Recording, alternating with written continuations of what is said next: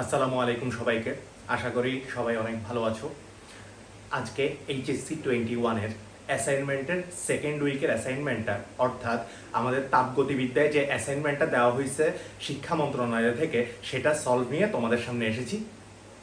আজকে হচ্ছে আমরা এই তাপগতিবিদ্যার যে অ্যাসাইনমেন্টটা আছে সেটা প্রথম থেকে শেষ পর্যন্ত একদম হুবহু তুমি যেভাবে অ্যাসাইনমেন্টের খাতাটায় তুলবে সেটা দিয়ে দিব।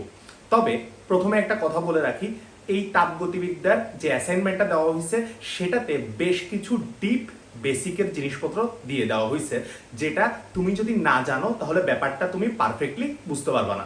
আর যদি পারফেক্টলি বুঝতে চাও, সেটা যদি আমরা অ্যাসাইনমেন্টের সাথেই পুরোপুরি বেসিকটা তোমাকে বুঝাইতে চাই, তাহলে ক্লাসটা অনেক বেশি বড় হয়ে যাবে এবং তুমি আগ্রহ হারাই ফেলবে অ্যাসাইনমেন্টটা লেখারই। সো আমরা এই ক্লাসটার মধ্যে আমরা শুধুমাত্র অ্যাসাইনমেন্টের সলভটাই তোমাকে দিব। আর অন্যদিকে আমাদের যে বেসিকের ব্যাপারগুলো আছে সেটা নিয়ে আমি আলাদা একটা ভিডিও বানাই দিব, তোমরা চাইলে সেটা দেখে নিতে পারো। তাহলে তোমাদের এই তাপগতিবিদ্যার অ্যাসাইনমেন্ট রিলেটেড যেই বেসিকগুলো আছে সেগুলো পুরোপুরি ক্লিয়ার হয়ে যাবে। অর্থাৎ আমরা বেসিকের জন্য পুরোপুরি আলাদা একটা ভিডিও বানাবো, যেটা তোমরা অলরেডি আমার ইউটিউব চ্যানেল বা ফেসবুক গ্রুপে পেয়ে যাবা। আর অন্যদিকে অ্যাসাইনমেন্টে তুমি কিভাবে লিখবা, কি কি লিখবা বা হালকা যে জিনিসটা বোঝার দরকার সেটা আমরা ক্লাসের মধ্যেই বুঝাই দিব। সো আর দেরি না করে শুরু করা যায়।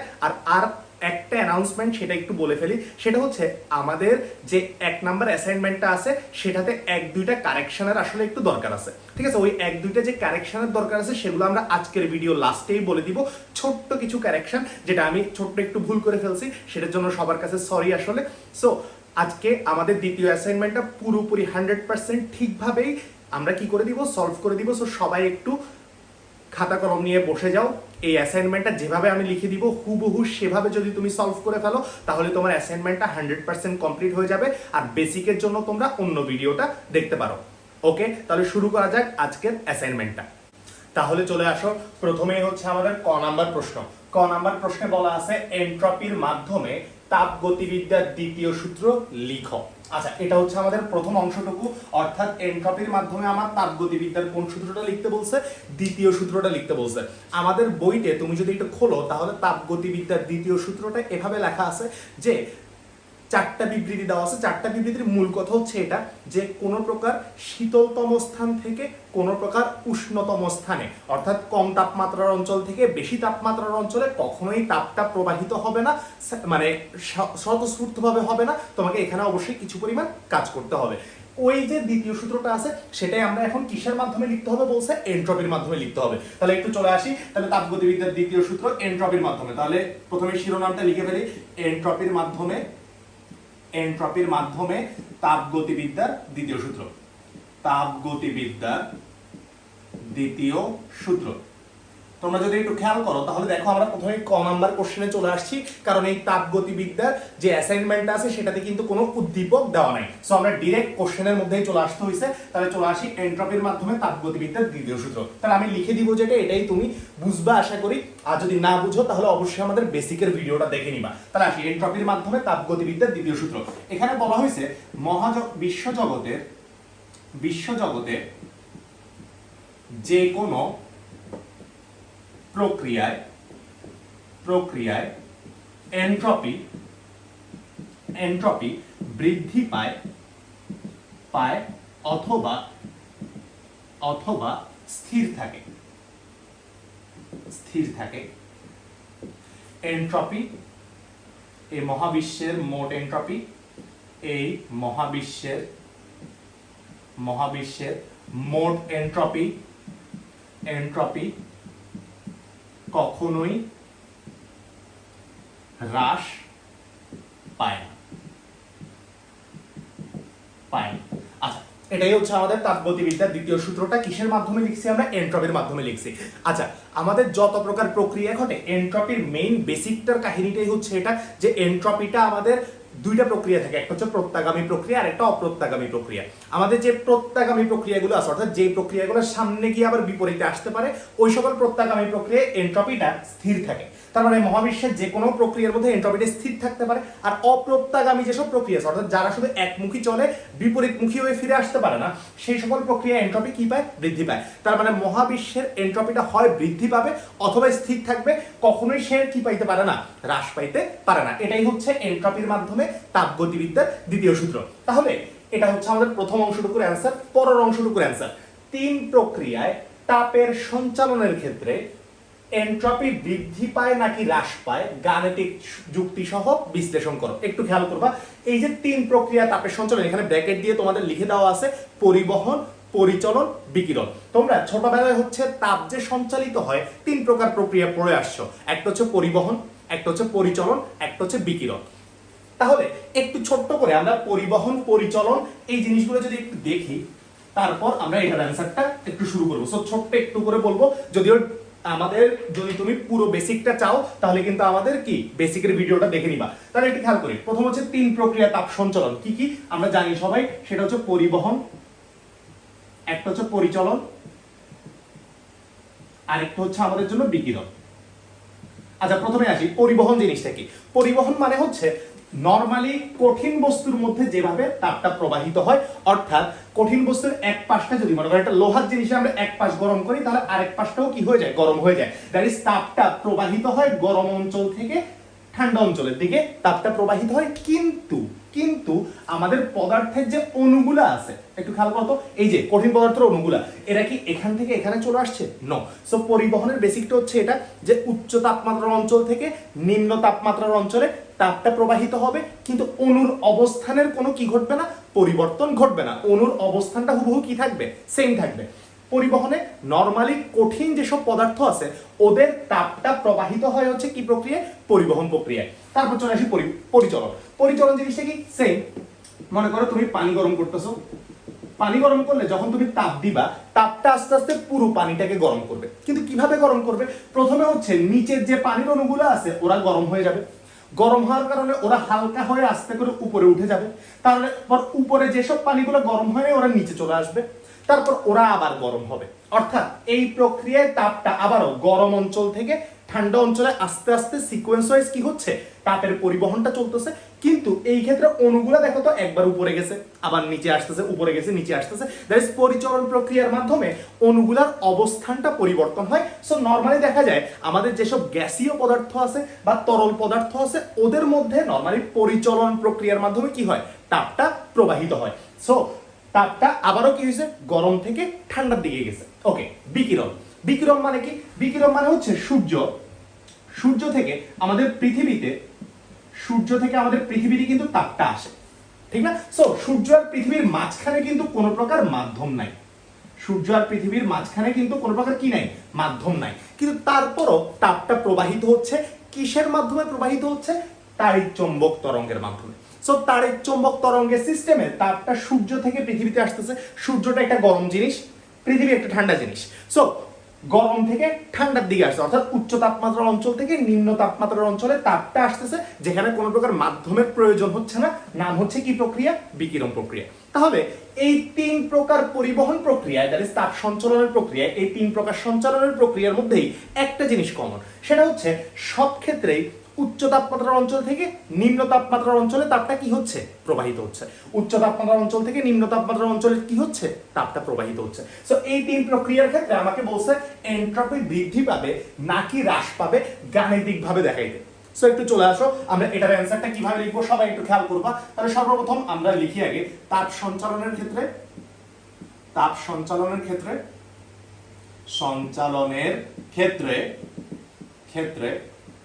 এনট্রপি। সো এটা হচ্ছে আমাদের শিরোনাম, বা তুমি লিখতে পারো এনট্রপির পরিবর্তন। তাপ সঞ্চালনের ক্ষেত্রে এনট্রপিটা কিভাবে পরিবর্তন হয়। তাহলে আমরা প্রথমত এই কথাটা লিখে ফেলি যে তাপ যখন সঞ্চালিত হচ্ছে তখন সব সময় উচ্চ তাপমাত্রার অঞ্চল থেকে কোথায় যাবে? নিম্ন তাপমাত্রার অঞ্চলে। তাহলে এই কথাটা লিখলাম যে তাপ সঞ্চালনের সময় তিনটি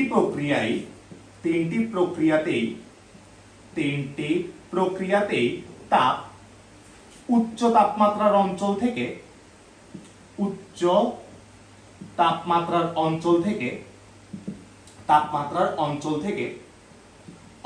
থেকে নিম্ন তাপমাত্রার অঞ্চলে প্রবাহিত হয়, নিম্ন তাপমাত্রার অঞ্চলে প্রবাহিত হয়, অঞ্চলে প্রবাহিত হয়।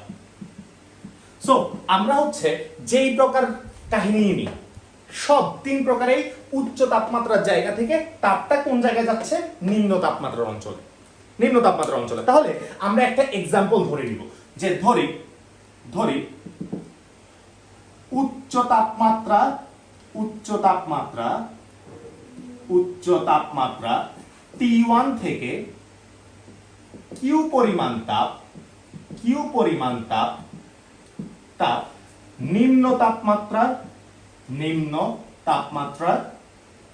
তাপমাত্রার T2 অঞ্চলে প্রবাহিত হয়, অঞ্চলে সঞ্চালিত বা প্রবাহিত হয়, সঞ্চালিত হয়। তাহলে আমরা ধরে নিছি একটা এক্সাম্পল, যেখানে আমার উচ্চ তাপমাত্রার অঞ্চলের তাপমাত্রাটা T1 ধরে নিছি, নিম্ন তাপমাত্রার অঞ্চলটা তাপমাত্রা T2 ধরে নিছি, যেখানে T1 থেকে T2 তে তাপটা প্রবাহিত হচ্ছে, কতটুকু প্রবাহিত হচ্ছে, কিউ পরিমাণ প্রবাহিত হচ্ছে। তাহলে আমরা যদি একটা ছোট্ট চিত্র আঁকি তাহলে দেখতে সুন্দর লাগবে অ্যাসাইনমেন্টটা। সো T1 টা হচ্ছে আমাদের উচ্চ তাপমাত্রা, তারপর T2 টা হচ্ছে আমাদের নিম্ন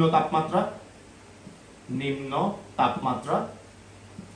এই উচ্চ তাপমাত্রা থেকে নিম্ন তাপমাত্রার দিকে আমার কতটুকু তাপ প্রবাহিত হচ্ছে, কিউ পরিমাণ তাপ প্রবাহিত হচ্ছে। তাহলে এই যে দিলাম কিউ পরিমাণ তাপ T1 অঞ্চল থেকে T2 অঞ্চলের দিকে প্রবাহিত হচ্ছে। তাহলে একটু খেয়াল করব, এই জায়গায় উচ্চ তাপমাত্রাটা কিউ পরিমাণ তাপটা কি করছে, বর্জন করছে, অর্থাৎ কিউ পরিমাণ তাপ ওর থেকে কমে গেছে। অন্যদিকে নিম্ন তাপমাত্রার অঞ্চল কিউ পরিমাণ তাপটা কি করে নিছে, গ্রহণ করে নিছে, অর্থাৎ ওর তাপের মানটা কি হয়ে গেছে, বেড়ে গেছে। তাহলে আমরা উচ্চ তাপমাত্রার অঞ্চলের ক্ষেত্রে তাপের পরিবর্তন ডিকিউ সেটা কি লিখতে পারি, একটু খেয়াল করবা। তাহলে আমরা উপরের অংশটা যদি একটু মুছে দিই, তাহলে এরপরে আমরা লিখতে পারি হচ্ছে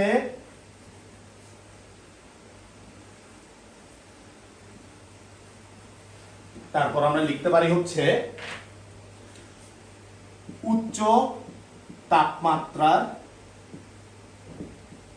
অঞ্চলের ক্ষেত্রে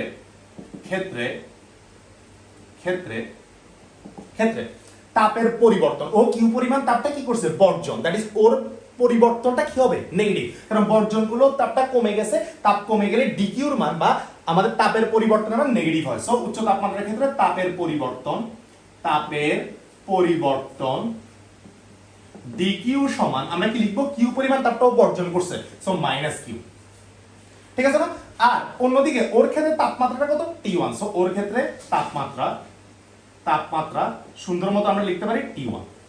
তাহলে ওর ক্ষেত্রে এনট্রপির পরিবর্তন কত আসবে, এই ক্ষেত্রে এনট্রপির পরিবর্তন লিখলাম, সুতরাং এই ক্ষেত্রে এনট্রপির পরিবর্তন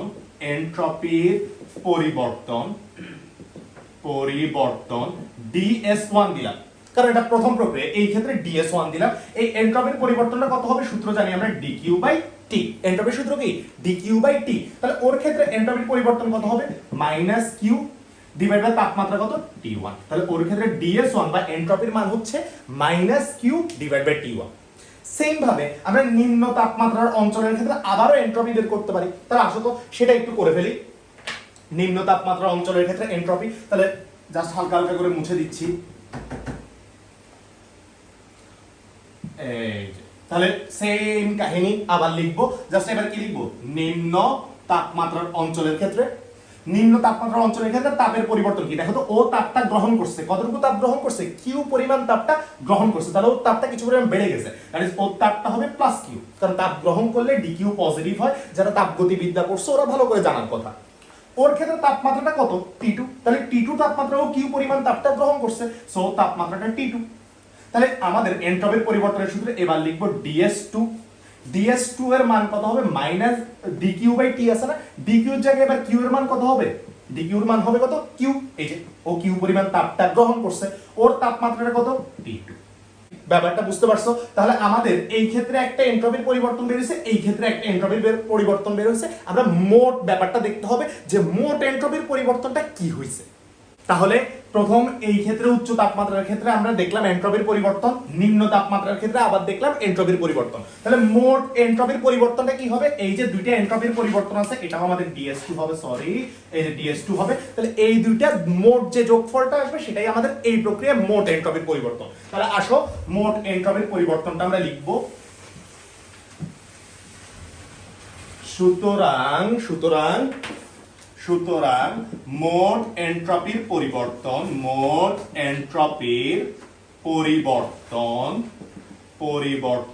এন্ট্রপির পরিবর্তনকে DS লিখলাম। সেটা আসবে কি দুইটা এন্ট্রপির পরিবর্তনের কি ফল? যোগফল। DS1 প্লাস কি আসবে আমাদের? DS2। তাহলে DS1 এর মানটা একটু খেয়াল করো তো সবাই। DS1 এর মানটা আমরা লিখলাম কি আমরা -Q/T1 প্লাস দিয়ে DS2 এর মান কি পাইছি? Q/T2 প্লাস দিয়ে, মানে Q প্লাস এক্ষেত্রে Qটা মাইনাস। তাহলে একটু খেয়াল করি তো, আমরা এটাকে Qটা কমন নিলে কি আসবে? এটা আসবে 1/T2 মাইনাস দিয়ে আসবে 1/T1। 1/T2 মাইনাস দিয়ে কি আসবে? 1/T1। এবার একটু খেয়াল করবা সবাই। তাহলে আমাদের এই জায়গার মধ্যে T1 বড় না T2 বড়? দেখো তো, আমরা উচ্চ তাপমাত্রা ধরছিলাম কি T1। তাহলে আমরা সুন্দর মতো লিখতে পারি এক্ষেত্রে T1 ইজ গ্রেটার দেন কি হবে? T2। T1 টা T2 চেয়ে কি বড়। তাহলে আলটিমেটলি 1/T1 মানে বিপরীতকরণ করছি। তাহলে বিপরীতকরণ করলে চিহ্নটাও কি হয়ে যায়? উল্টে যায়, ডিভাইড 1/T2। তাহলে আমরা বুঝলাম 1/T1 টা ছোট, 1/T2 টা বড়।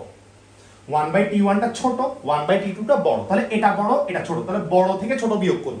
বড় থেকে ছোট বিয়োগ করলে মানটা কি আসে? পজিটিভ। মনে করো 6 থেকে 3 বিয়োগ করছো, তাহলে মান পজিটিভ। আর 3 থেকে 6 বিয়োগ করলে -3, তাহলে বড় থেকে ছোট মান বিয়োগ হয়েছে। তাহলে আমরা এই জায়গায় সুন্দর মতো লিখে দিব সুতরাং 1/T2 মাইনাস 1/T1 এটা গ্রেটার দেন 0, দ্যাট ইজ এটার মানটা 0 চেয়ে বড়, দ্যাট ইজ পজিটিভ মান। তাহলে এটা যদি পজিটিভ হয়, এইটা যদি পজিটিভ হয়, কিউ তো একটা মান আছে, তাহলে DS এর মানটাও কি হবে? 0 চেয়ে বড় হবে। যেহেতু তারপর এখানে লিখি সুতরাং DS বা মোট এন্ট্রপির পরিবর্তন গ্রেটার দেন 0 হবে। অর্থাৎ এন্ট্রপির পরিবর্তনটা পজিটিভ, দ্যাট ইজ এন্ট্রপিটা কি বাড়ছে? বাড়তেছে। সুতরাং এন্ট্রপি বৃদ্ধি পায়। অর্থাৎ আমাদের যেই 3 প্রক্রিয়া আছে, 3 প্রক্রিয়ার মধ্যেই কাহিনী এটা যে তাপটা পরিবহন হয় উচ্চ থেকে নিম্নতে। সো এই কাহিনীর কারণে এন্ট্রপিটা কি পাবে? বাড়বে। আর যদি তুমি আরো ভালো করে বেসিকটা শিখতে চাও, আমাদের বেসিক ভিডিও তো আছে। তাহলে এই হচ্ছে আমাদের ক নাম্বার কোশ্চেনের ফুল অ্যানসারটা আমি লিখে দিলাম। এরপর আসি খ নাম্বার প্রশ্নে। এরপর আমরা খ নাম্বার কোশ্চেনটাতে চলে আসি। আচ্ছা, খ নাম্বার প্রশ্নে কি বলা আছে? খ নাম্বার প্রশ্নে বলা আছে, ধরো তুমি 27 ডিগ্রি সেলসিয়াস তাপমাত্রায় স্বাভাবিক চাপের 1 গ্রাম হাইড্রোজেন গ্যাসের আয়তন সমষ্ণ প্রক্রিয়ায় প্রসারিত করে 4 গুণ করছো। এতে এন্ট্রপির পরিবর্তনটা কত বের করতে বলছে। তার মানে আমার আলটিমেট লক্ষ্য হচ্ছে এন্ট্রপির পরিবর্তন নির্ণয়। কোন প্রক্রিয়ার মধ্যে নির্ণয় করতে বলছে আমাকে? সমষ্ণ প্রক্রিয়া। কোন প্রক্রিয়া? সমষ্ণ প্রক্রিয়া। তাহলে একটু আসো আমরা তাহলে প্রথমে হেডলাইনটা আগে দিই, তারপর আস্তে আস্তে প্রশ্নটা বোঝার ট্রাই করি। তাহলে সমষ্ণ প্রক্রিয়াটিতে এন্ট্রপির পরিবর্তন নির্ণয়। তাহলে এটা হচ্ছে আমাদের টাইটেল। তারপর এই যে টাইটেলটা হইলো। এবার একটু আসি, পুরো কোশ্চেনটা একটু বোঝার চেষ্টা করব। আসো আগে কি কি ভ্যালু দেওয়া আছে। আমাকে প্রথমে 27 ডিগ্রি সেলসিয়াস তাপমাত্রা দেওয়া আছে। তাহলে এই যে তাপমাত্রাটা আছে সেটা হচ্ছে 27 ডিগ্রি সেলসিয়াস। তাহলে আসো আমরা লিখতে পারি দেওয়া আছে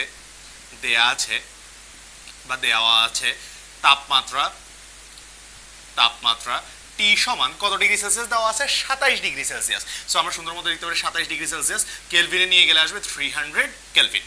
তারপর বলা আছে স্বাভাবিক চাপ। স্বাভাবিক চাপ মানে কি? অর্থাৎ আমাদের নরমাল অবস্থায় যে চাপটা থাকে, দ্যাট ইজ হচ্ছে বায়ুমণ্ডলীয় যে চাপটা থাকে। সো চাপের মানটা আসলে আমাকে দিয়ে দেওয়া আছে। চাপের মান হচ্ছে কত? স্বাভাবিক চাপ, দ্যাট ইজ আমরা সুন্দর মতো বুঝতে পারতেছি 1 অ্যাটমসফিয়ার বা বায়ুমণ্ডলীয় চাপ, যার মান হচ্ছে প্যাসকেলে নিলে 101/325 প্যাসকেল। জানি এটা সবাই। তারপর 1 গ্রাম হাইড্রোজেন গ্যাসের আয়তন।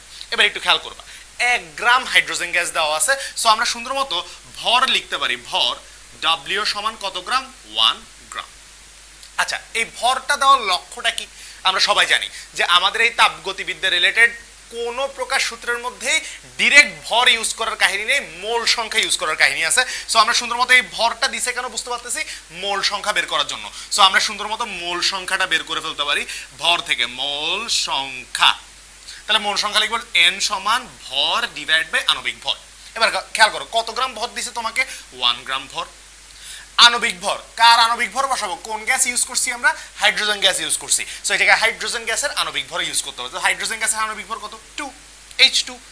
তাহলে আমরা এর সুন্দর মতো পাচ্ছি কত মোল? 0.5 মোল আমরা পেয়ে যাচ্ছি। তাহলে মোল সংখ্যা পাইছি 0.5 মোল। এরপর একটু খেয়াল করবা, গ্যাসের আয়তনটা সমষ্ণ প্রক্রিয়ায় প্রসারিত করে 4 গুণ করা হয়েছে। কয় গুণ করা হয়েছে আমাদের এই জায়গার মধ্যে?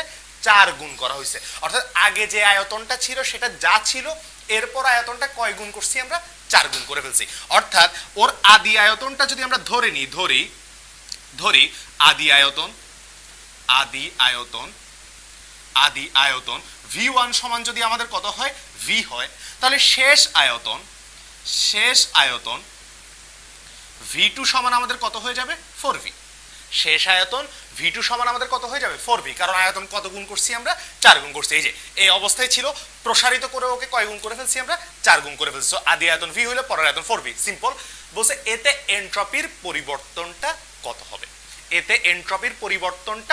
হবে? এবার একটু সবাই খেয়াল করবা, এনট্রপির পরিবর্তনের মেইন বেসিক সূত্রটা আমরা সবাই জানি, সেটা হচ্ছে আমাদের dQ/T। বেসিক সূত্রটা, এনট্রপির পরিবর্তনের বেসিক সূত্র হচ্ছে dQ/T। এবার একটু খেয়াল করবা, dQ মানে তাপের মান। এখন আমরা এই তাপের মানের কিন্তু আরেকটা বেসিক সূত্র জানি, সেটা হচ্ছে ক্লসিয়াসের সূত্র, যে dQ সমান হচ্ছে du প্লাস dW। তাহলে আমরা এই জায়গায় সুন্দর মতো লিখতে পারি du প্লাস কি? dW/T।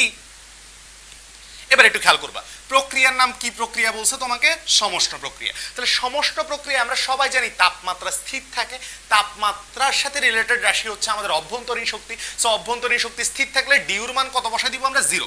সো এটা সুন্দর মতো আমাদের 0 বসে যাবে। তাহলে এই জায়গায় চলে আসবে dW/ কি চলে আসবে আমাদের জন্য? T চলে আসবে। তাহলে তাহলে সমষ্ণ প্রক্রিয়ায় যখন আমরা এনট্রপির পরিবর্তন বের করব, দ্যাট ইজ dQ/T বের করব, সেখানে আমরা আসলে dW এর মানটা আমার দরকার, অর্থাৎ সমষ্ণ প্রক্রিয়ায় কৃত কাজের মানটা আমার দরকার। এখন সমষ্ণ প্রক্রিয়ায় কৃত কাজের সূত্র কিন্তু আমরা সবাই জানি। সো ওইটা দিয়ে আমাদেরকে কাজ করতে হবে। এর আগে আমরা এই কথাটা একটু লিখে ফেলি। আসি, তাহলে আমরা এরপরে যে জিনিসটা লিখবো সেটা হচ্ছে আমাদেরকে দেওয়া আছে। আসি, এগুলো একটু মুছে দিই। তাহলে একটু খেয়াল করবা, আমাদেরকে দেওয়া আছে হচ্ছে আমরা লিখবো কি? যে এক্ষেত্রে dQ is equals to du plus dW। এখন or dQ সমান ডিউর মান আমরা 0 বসাই দিব প্লাস dW, যেহেতু লিখবো আমরা, যেহেতু সমষ্ণ প্রক্রিয়ায় du is equals to 0, অভ্যন্তরীণ শক্তির পরিবর্তনটা কত হয়ে যায়? 0। তাহলে আমরা সুন্দর মতো লিখতে পারি dQ is equals to du। এখন সমষ্ণ প্রক্রিয়ায় কৃত কাজের সূত্রটা লিখব, সমষ্ণ প্রক্রিয়ায় কৃত কাজের সূত্রটা হচ্ছে, টোটাল কৃত কাজ W লিখি, বা আমরা এই ক্ষেত্রে টোটাল কাজটাকে dW লিখলাম। dW বা টোটাল কাজ হচ্ছে nRT ln V2/V1। আশা করি সবাই এটা জানো যে সমষ্ণ প্রক্রিয়াটাতে কাজের মান হয় কত? nRT ln V2/ কত আমাদের জন্য? V1। এবার একটু খেয়াল করবা, তাহলে আমরা dW এর মান যেটা, সেটাই কিসের মান? dQ এর মান। তাহলে সুতরাং dQ ইজ ইকুয়ালস টু পেয়ে যাচ্ছি আমরা nRT ln V2/V1, কারণ dW আর dQ পরস্পর কি? সমান। সো dW এর জায়গায় আমরা dQ লিখে ফেললাম। এবার এনট্রপির পরিবর্তনের সূত্রটা আমরা ডাইরেক্ট ইউজ করতে পারি। তাহলে আসো একটু ইউজ করি, লিখব সুতরাং এনট্রপির পরিবর্তন, সুতরাং এনট্রপির পরিবর্তন ds সমান আমাদের আসবে dQ ডিভাইড বাই কি আমাদের জন্য? T। ds সমান dQ বাই কি? T। তাহলে dQ এর মানটা একটু সুন্দর মতো বসাই, তাহলে আসবে কত? nRT ln V2/V1 divide by কি? T। nRT ln V2/V1 divide by T। এবার আসো, T কেটে গেছে, T যদি কেটে যায় তাহলে আমাদের কি পড়ে থাকতেছে? আমাদের পড়ে থাকতেছে nR ln V2/V1, nR ln V2/V1। এবার আসো, n মানে মোল সংখ্যা, আমরা বের করে রাখছিলাম 0.5, আর এর মান তো মুখস্থ 8.314, V1 এর মান ছিল V, V2 এর মান ছিল 4V। সো এই মানগুলো যদি আমরা একটু সুন্দর মতো বসাই দিই তাহলে কি আসবে একটু খেয়াল করি, এটা আসবে 0.5, আর এর মান 8.314 ln V2 এর মান হচ্ছে 4V, V1 এর মান হচ্ছে V, 4V divide by V। So ultimately ln 4 আসবে, কারণ VV কেটে চলে যাচ্ছে। তাহলে এই জায়গা থেকে আমরা এরপর পাবো হচ্ছে একটু মুছি উপরে। এরপর পাবো হচ্ছে আমরা যে ডিএস ইজ ইকুয়ালস টু কত 0.5 ইন্টু 8.314 ইন্টু হচ্ছে আমাদের লন 4। এটা যদি আমরা ক্যালকুলেট করি তাহলে মান পাবো হচ্ছে 5.7628। যেহেতু এন্ট্রপির পরিবর্তন বের করতে বলছে, এককটা হচ্ছে জুল পার কেলভিন। এন্ট্রপির পরিবর্তনের একক কি? এন্ট্রপির একক হচ্ছে জুল পার কেলভিন। তো লিখবো সুতরাং এই প্রক্রিয়ায় বা সমষ্ণ প্রক্রিয়ায় এন্ট্রপির পরিবর্তন ডিএস সমান 5.7628 জুল পার কেলভিন। এই যে এতটুকুতে গিয়ে আমাদের অ্যান্সার হয়ে যাবে। আশা করি সবাই বুঝতে পারছো। জাস্ট কি করছি, আমরা এন্ট্রপির সূত্রটা খাটাইছি। খাটানোর পর হচ্ছে ওই জায়গায় সমষ্ণ প্রক্রিয়ার ক্ষেত্রে তাপের মান এবং কাজের মান পরস্পর সমান। সমষ্ণ প্রক্রিয়ায় কাজের সূত্রটা আমাদের মুখস্থ আছে, ওই জায়গা থেকে সুন্দর মতো এন্ট্রপির সূত্রে বসাই দিছি। টি কেটে চলে যাচ্ছে, বাকি জিনিস আমরা সুন্দর মতো বসাই দিছি। সো যে ইনফরমেশনগুলো দেওয়া আছে সবগুলোকে আমরা ইউজ করে কাজ করে ফেলছি, অর্থাৎ এন্ট্রপির পরিবর্তনের মান বের করে ফেলছি। এরপর চলে আসো আমাদের গ নাম্বার প্রশ্নে। তাহলে আমরা গ নাম্বার প্রশ্নের মধ্যে চলে আসি। গ নাম্বার প্রশ্নে বলা হয়েছে সমষ্ণ প্রক্রিয়ায় প্রসারণের ক্ষেত্রে চাপের পরিবর্তন হবে কিনা এটা কি করো, ব্যাখ্যা করো। এবং H2 গ্যাসের মানে হাইড্রোজেন গ্যাসের এই প্রসারণে কৃতকাজটা বের করো, যেখানে অলরেডি তোমরা কৃতকাজের সূত্রটা আগের ইয়াতে দেখছো। আর এই ক্ষেত্রে আবার বলছে চাপের পরিবর্তন হবে কিনা সেটা একটু কি করে দিতে, তোমাকে ব্যাখ্যা করে দিতে। অর্থাৎ আমরা প্রথমে হচ্ছে নরমালি একটা থিওরিটিক্যাল ছোটখাটো ব্যাখ্যা দিব, সাথে সাথে আমরা আবার ম্যাথ করেও দেখাই দিব যে আসলেই ব্যাপারটা ঠিক আছে কিনা। তাহলে একটু খেয়াল করবে সবাই। আমরা গ নাম্বারের প্রথমে করব কি, যে চাপের পরিবর্তনের ব্যাখ্যা। চাপের পরিবর্তনের ব্যাখ্যা। তাহলে প্রথমে হচ্ছে একটু থিওরিটিক্যাল কথাবার্তা বলি। থিওরিটিক্যাল কথাবার্তার মধ্যে হচ্ছে সর্বপ্রথম কথা হচ্ছে চাপের পরিবর্তনের ব্যাখ্যা করব কোন প্রক্রিয়া, সমষ্ণ প্রক্রিয়া। তাহলে আমরা লিখবো সবাই প্রথমেই যে আমরা জানি সমষ্ণ প্রক্রিয়া বয়েলের সূত্র মেনে চলে। সমষ্ণ প্রক্রিয়াটা কোন সূত্র মেনে চলে? বয়েলের সূত্রটা মেনে চলে। এখন আমরা সবাই বয়েলের সূত্র অনুসারে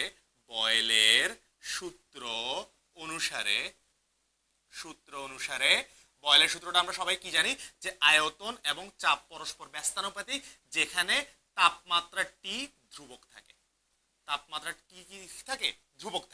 একটু খেয়াল করো তো, আমাদের এই প্রশ্নের মধ্যে আমরা কি করছিলাম, 4 গুণ প্রসারণ করছিলাম, ঠিক না? আয়তন যা ছিল এর চেয়ে কত গুণ করছি, 4 গুণ করছি। দ্যাট ইজ আয়তনটা আমরা বাড়াইছি। তাহলে আমরা লিখবো এই ক্ষেত্রে আয়তন প্রসারণ করা হয় বা বৃদ্ধি করা হয়। প্রসারণ করা হয় বা বৃদ্ধি করা হয়। সুতরাং অবশ্যই এক্ষেত্রে চাপ হ্রাস পাবে। কেন? কারণ এই যে আয়তন আর চাপ পরস্পর ব্যস্তানুপাতিক, তুমি যদি আয়তনটা কি করো, বাড়াও, তাহলে চাপ অবশ্যই কি হবে, কমবে। সেটাই লিখছি আমরা। অর্থাৎ এই ক্ষেত্রে চাপটা কি পাবে, চাপটা হ্রাস পাবে। তাহলে চাপটা যেহেতু হ্রাস পাবে, এবার আমরা একটু ম্যাথমেটিক্যালি ব্যাপারটা একটু করে দেখাই দিব। যে হচ্ছে আমাদের এখানে দেওয়া আছে, ওই যে দেওয়া আছে প্রথম অবস্থায় চাপের মান কত ছিল মনে আছে? 1 অ্যাটমসফিয়ার বা 101/325 প্যাসকেল দেওয়া ছিল। প্রথম অবস্থায় আয়তনটা আমরা ধরে নিয়েছিলাম কি, আয়তনটা ধরে নিয়েছিলাম আমরা ভি।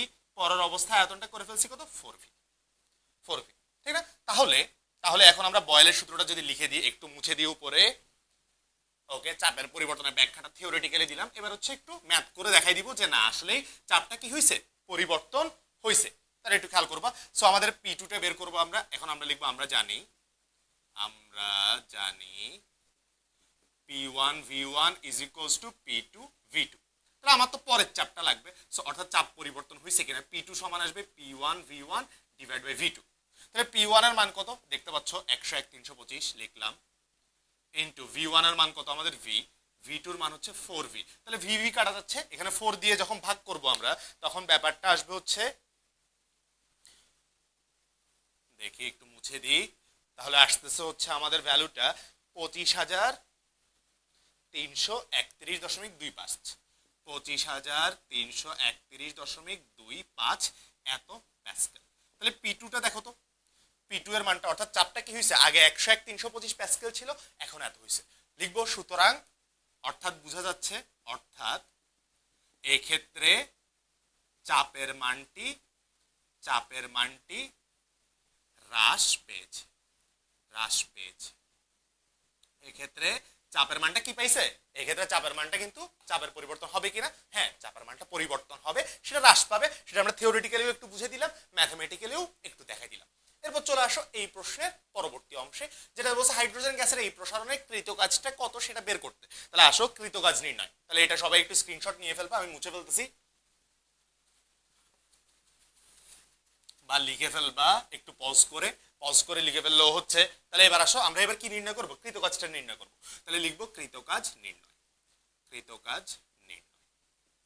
এটা হচ্ছে আমাদের টাইটেল বা শিরোনাম। তাহলে আমরা লিখবো যে হচ্ছে এক্ষেত্রে সমষ্ণ প্রক্রিয়ায় কৃতকাজ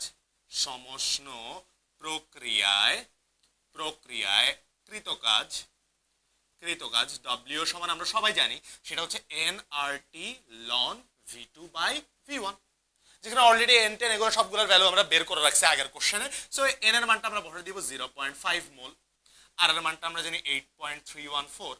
তাপমাত্রা আমাদের কত কেলভিন দেওয়া ছিল মনে আছে, 300 কেলভিন। সো তুমি চাইলে আবার দেওয়া আছে দিয়ে তাপমাত্রাগুলো লিখতে পারো, যেমন তাপমাত্রা 27 ডিগ্রি সেলসিয়াস ছিল 300 কেলভিন। সো এটা তুমি লিখতে পারো। সো 300 লন V2 এর মান এই যে একটু আগে লিখলাম 4V ডিভাইড বাই V, তাহলে এটা আসলে 0.5 8.314 ইনটু 300 ইনটু লন 4 বা ln 4। তাহলে এই মানটা আসতেছে আমাদের হচ্ছে 1728.85। এটা আসতেছে 1728.85। দেখো এটা কাজ না, কাজের একক জুল। সুতরাং এটাই হচ্ছে আমাদের এই ক্ষেত্রে কৃতকাজের সূত্র। সো তুমি এন্ডিংটা দিতে পারো এভাবে যে সমষ্ণ প্রক্রিয়াটিতে কৃতকাজের মান হচ্ছে 1728.85 বা 17828.85। আশা করি সবাই বুঝতে পারছে, কোয়াইট সিম্পল। আসলে এই কোশ্চেনটা খুবই সোজা ছিল, গ নাম্বার কোশ্চেনটা বেশ সোজা।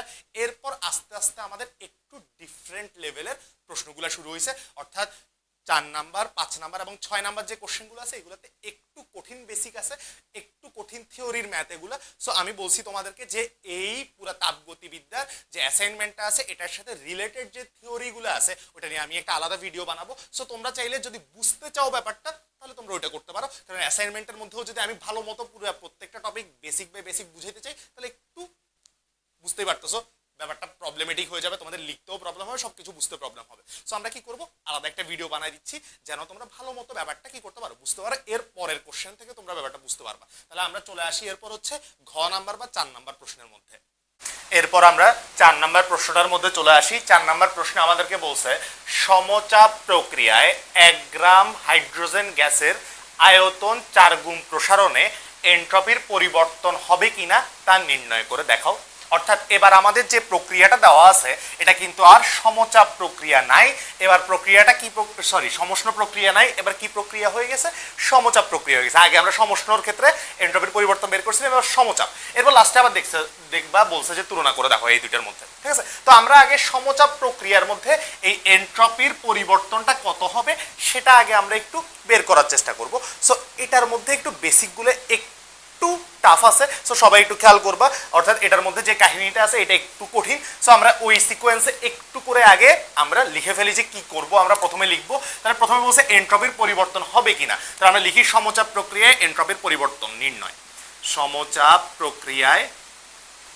প্রক্রিয়ায় এন্ট্রপির পরিবর্তন নির্ণয়, এন্ট্রপির পরিবর্তন নির্ণয়। তাহলে এখন আমাদের প্রক্রিয়াটা কি চাপ প্রক্রিয়া, এখন আমাদের প্রক্রিয়া হচ্ছে সমচাপ প্রক্রিয়া, অর্থাৎ চাপটা কি থাকবে আমাদের জন্য কনস্ট্যান্ট থাকবে। তাহলে একটু খেয়াল করবা 1 গ্রাম হাইড্রোজেন আছে, তো আবারও তুমি মোল সংখ্যাটা খুব ইজিলি বের করতে পারতেছো, অর্থাৎ তোমার মোল সংখ্যাটা ঘুরে ফিরে সেমই আসবে। তাহলে আগের কোশ্চেন থেকে বরাবর লিখে দিই আমরা মোল সংখ্যা সমান কত 0.5 মোল, ওইটাই লিখে দিচ্ছি কারণ সেম। আয়তনটা 4 গুণ করছো, দ্যাট ইজ আদি আয়তনটা যদি আদি আয়তন V1 সমান যদি V হয় তাহলে শেষ আয়তন V2 সমান কত হবে আমাদের জন্য 4V। কারণ আমরা 4 গুণ প্রসারণ করছি, ঠিক আছে। ওকে, এন্ট্রপির পরিবর্তন কত হবে সেটা একটু বের করব। এবার এন্ট্রপির পরিবর্তনটা বের করার জন্য আমরা একটু ছোট্ট ট্রিক্স খেলবো। সেটা হচ্ছে আমরা লিখতে পারি যে ওই যে খেয়াল করবে এন্ট্রপির বেসিক সূত্রটা ছিল আমাদের জন্য ds সমান dq বাই t, অর্থাৎ ডিকিউটা আমাদের যতটুকু তাপের পরিবর্তন হয়েছে, টিটা হচ্ছে আমাদের জন্য তাপমাত্রা। তাহলে একটু খেয়াল করো তো, এই জায়গায় যে ডিকিউটা বের করব আমরা, অর্থাৎ তাপের মানটা যে আমরা বের করব, এই তাপটা হইতে হবে কোন প্রক্রিয়ার জন্য? সমচাপ প্রক্রিয়ার জন্য। এখন এই সমচাপ প্রক্রিয়ার জন্য তাপের মানের একটা সূত্র আছে, সেটা আমরা একটু ছোট্ট করে লিখবো। আমরা লিখবো আমরা জানি সমচাপ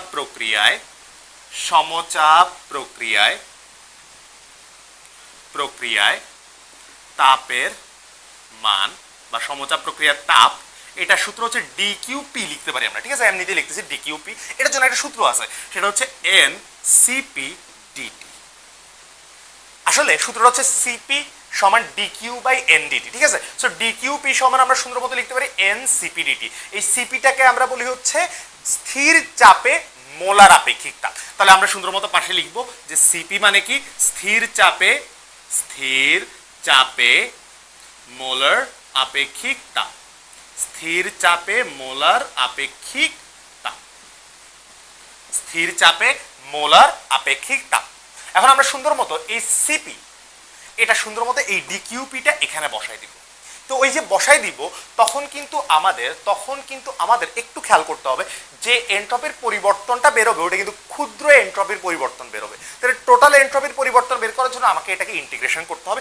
ইন্টিগ্রেশন করলে এই সিপিটা কনস্ট্যান্ট বাইরে চলে আসবে। তাহলে আমার আগে থেকেই কার মানটা দরকার হচ্ছে, বুঝিও। আবার আমরা কি করব? ডিকিউপির মানটা এখানে বসাবো, ফলে যে ডিএস এর মানটা পাবো এটা হবে কি? ক্ষুদ্র পরিবর্তন, এন্ট্রপির ক্ষুদ্র পরিবর্তন। তাহলে মোট বা টোটাল পরিবর্তন বের করার জন্য আমরা ইন্টিগ্রেশন করব। ইন্টিগ্রেশন করার সময় তোমরা জানো যে যারা ধ্রুবক বা কনস্ট্যান্ট হয় ওরা ইন্টিগ্রেশনের বাইরে চলে আসবে। সো যারা বাইরে চলে আসবে ওর মধ্যে এন একজন আছে যার মান আমরা জানি। সিপি মানে হচ্ছে স্থির চাপে মোলার আপেক্ষিক তাপ, ওর মানটা আমরা জানি না। তাহলে ওর মানটা আমরা আগেই বের করে রেখে দিব, যাতে আমরা পরে সুন্দর মতো কি করতে পারি? ইউজ করতে পারি। কথা আশা করি বুঝতে পারছো। তাহলে আমরা এবার এই সিপি এর মানটা বের করব। সিপির মান বের করার জন্য আমরা কিছু সূত্র ইউজ করব। লিখবো যে আমরা আমরা কিন্তু জানি সিপি দ্যাট ইজ স্থির চাপে মোলার আপেক্ষিক তাপ এবং স্থির আয়তনে মোলার আপেক্ষিক তাপের একটা সম্পর্ক আছে, সেটা হচ্ছে CP minus CV is equals to কি? আমাদের R. CP minus CV is equals to R. এবার আমরা একটা ছোট্ট কাজ করব, আমরা কার মানটা বের করতে যাচ্ছি? সিপি এর মানটা। এই জন্য সিপি এর মানটা আমরা বের করতে চাচ্ছি, তাহলে সিপিটাকে আমার লাগবে, তাহলে ইকুয়েশনে সিপি কে লাগবে আমার। তো ইকুয়েশনে যদি সিপি কে লাগে আমার, আমি এই পুরো ইকুয়েশনকে সিপি দিয়ে ভাগ করে দিই। দেখো কি সুন্দর একটা কাজ হয়। পুরো ইকুয়েশনকে সিপি দিয়ে ভাগ করলে আসবে CP by CP minus CV by CP equal to R by CP. তাহলে ব্র্যাকেটে লিখতে পারো সিপি দিয়ে ভাগ, সিপি দিয়ে কি করছি? আমরা ভাগ করে দিচ্ছি। পুরো ইকুয়েশনকে সিপি দিয়ে ভাগ করছি। ভাগ করলে এই সিপি বাই সিপি করলে চলে আসবে 1 সিভি বাই সিপি। আমরা কিন্তু আবার জানি যে CP by CV is equals to gamma, অর্থাৎ যে আমাদের দুইটা মোলার আপেক্ষিক তাপ আছে, এই দুইটা মোলার আপেক্ষিক তাপের যে অনুপাত সিপি বাই সিভি, সেটাকে আমরা বলি কি? গামা। তাহলে সিপি বাই সিভি যদি গামা হয়, এই জায়গার মধ্যে আছে আমাদের কাছে সিভি বাই সিপি। কি আছে? CP by CP. তাহলে সিপি বাই সিপি মানে গামা, তাহলে সিপি বাই সিপি হচ্ছে উল্টা। তাহলে এটার মান হবে কত আমাদের জন্য? 1 বাই গামা সমান আর বাই সিপি। এবার একটু খেয়াল করবা, আমাদের দরকার তো সিপির মানটা। তাহলে এই পাশে একটু লসাগু করে ফেলি, তারপর সামনের দিকে আগাই। আচ্ছা আসো এই পাশে লিখি।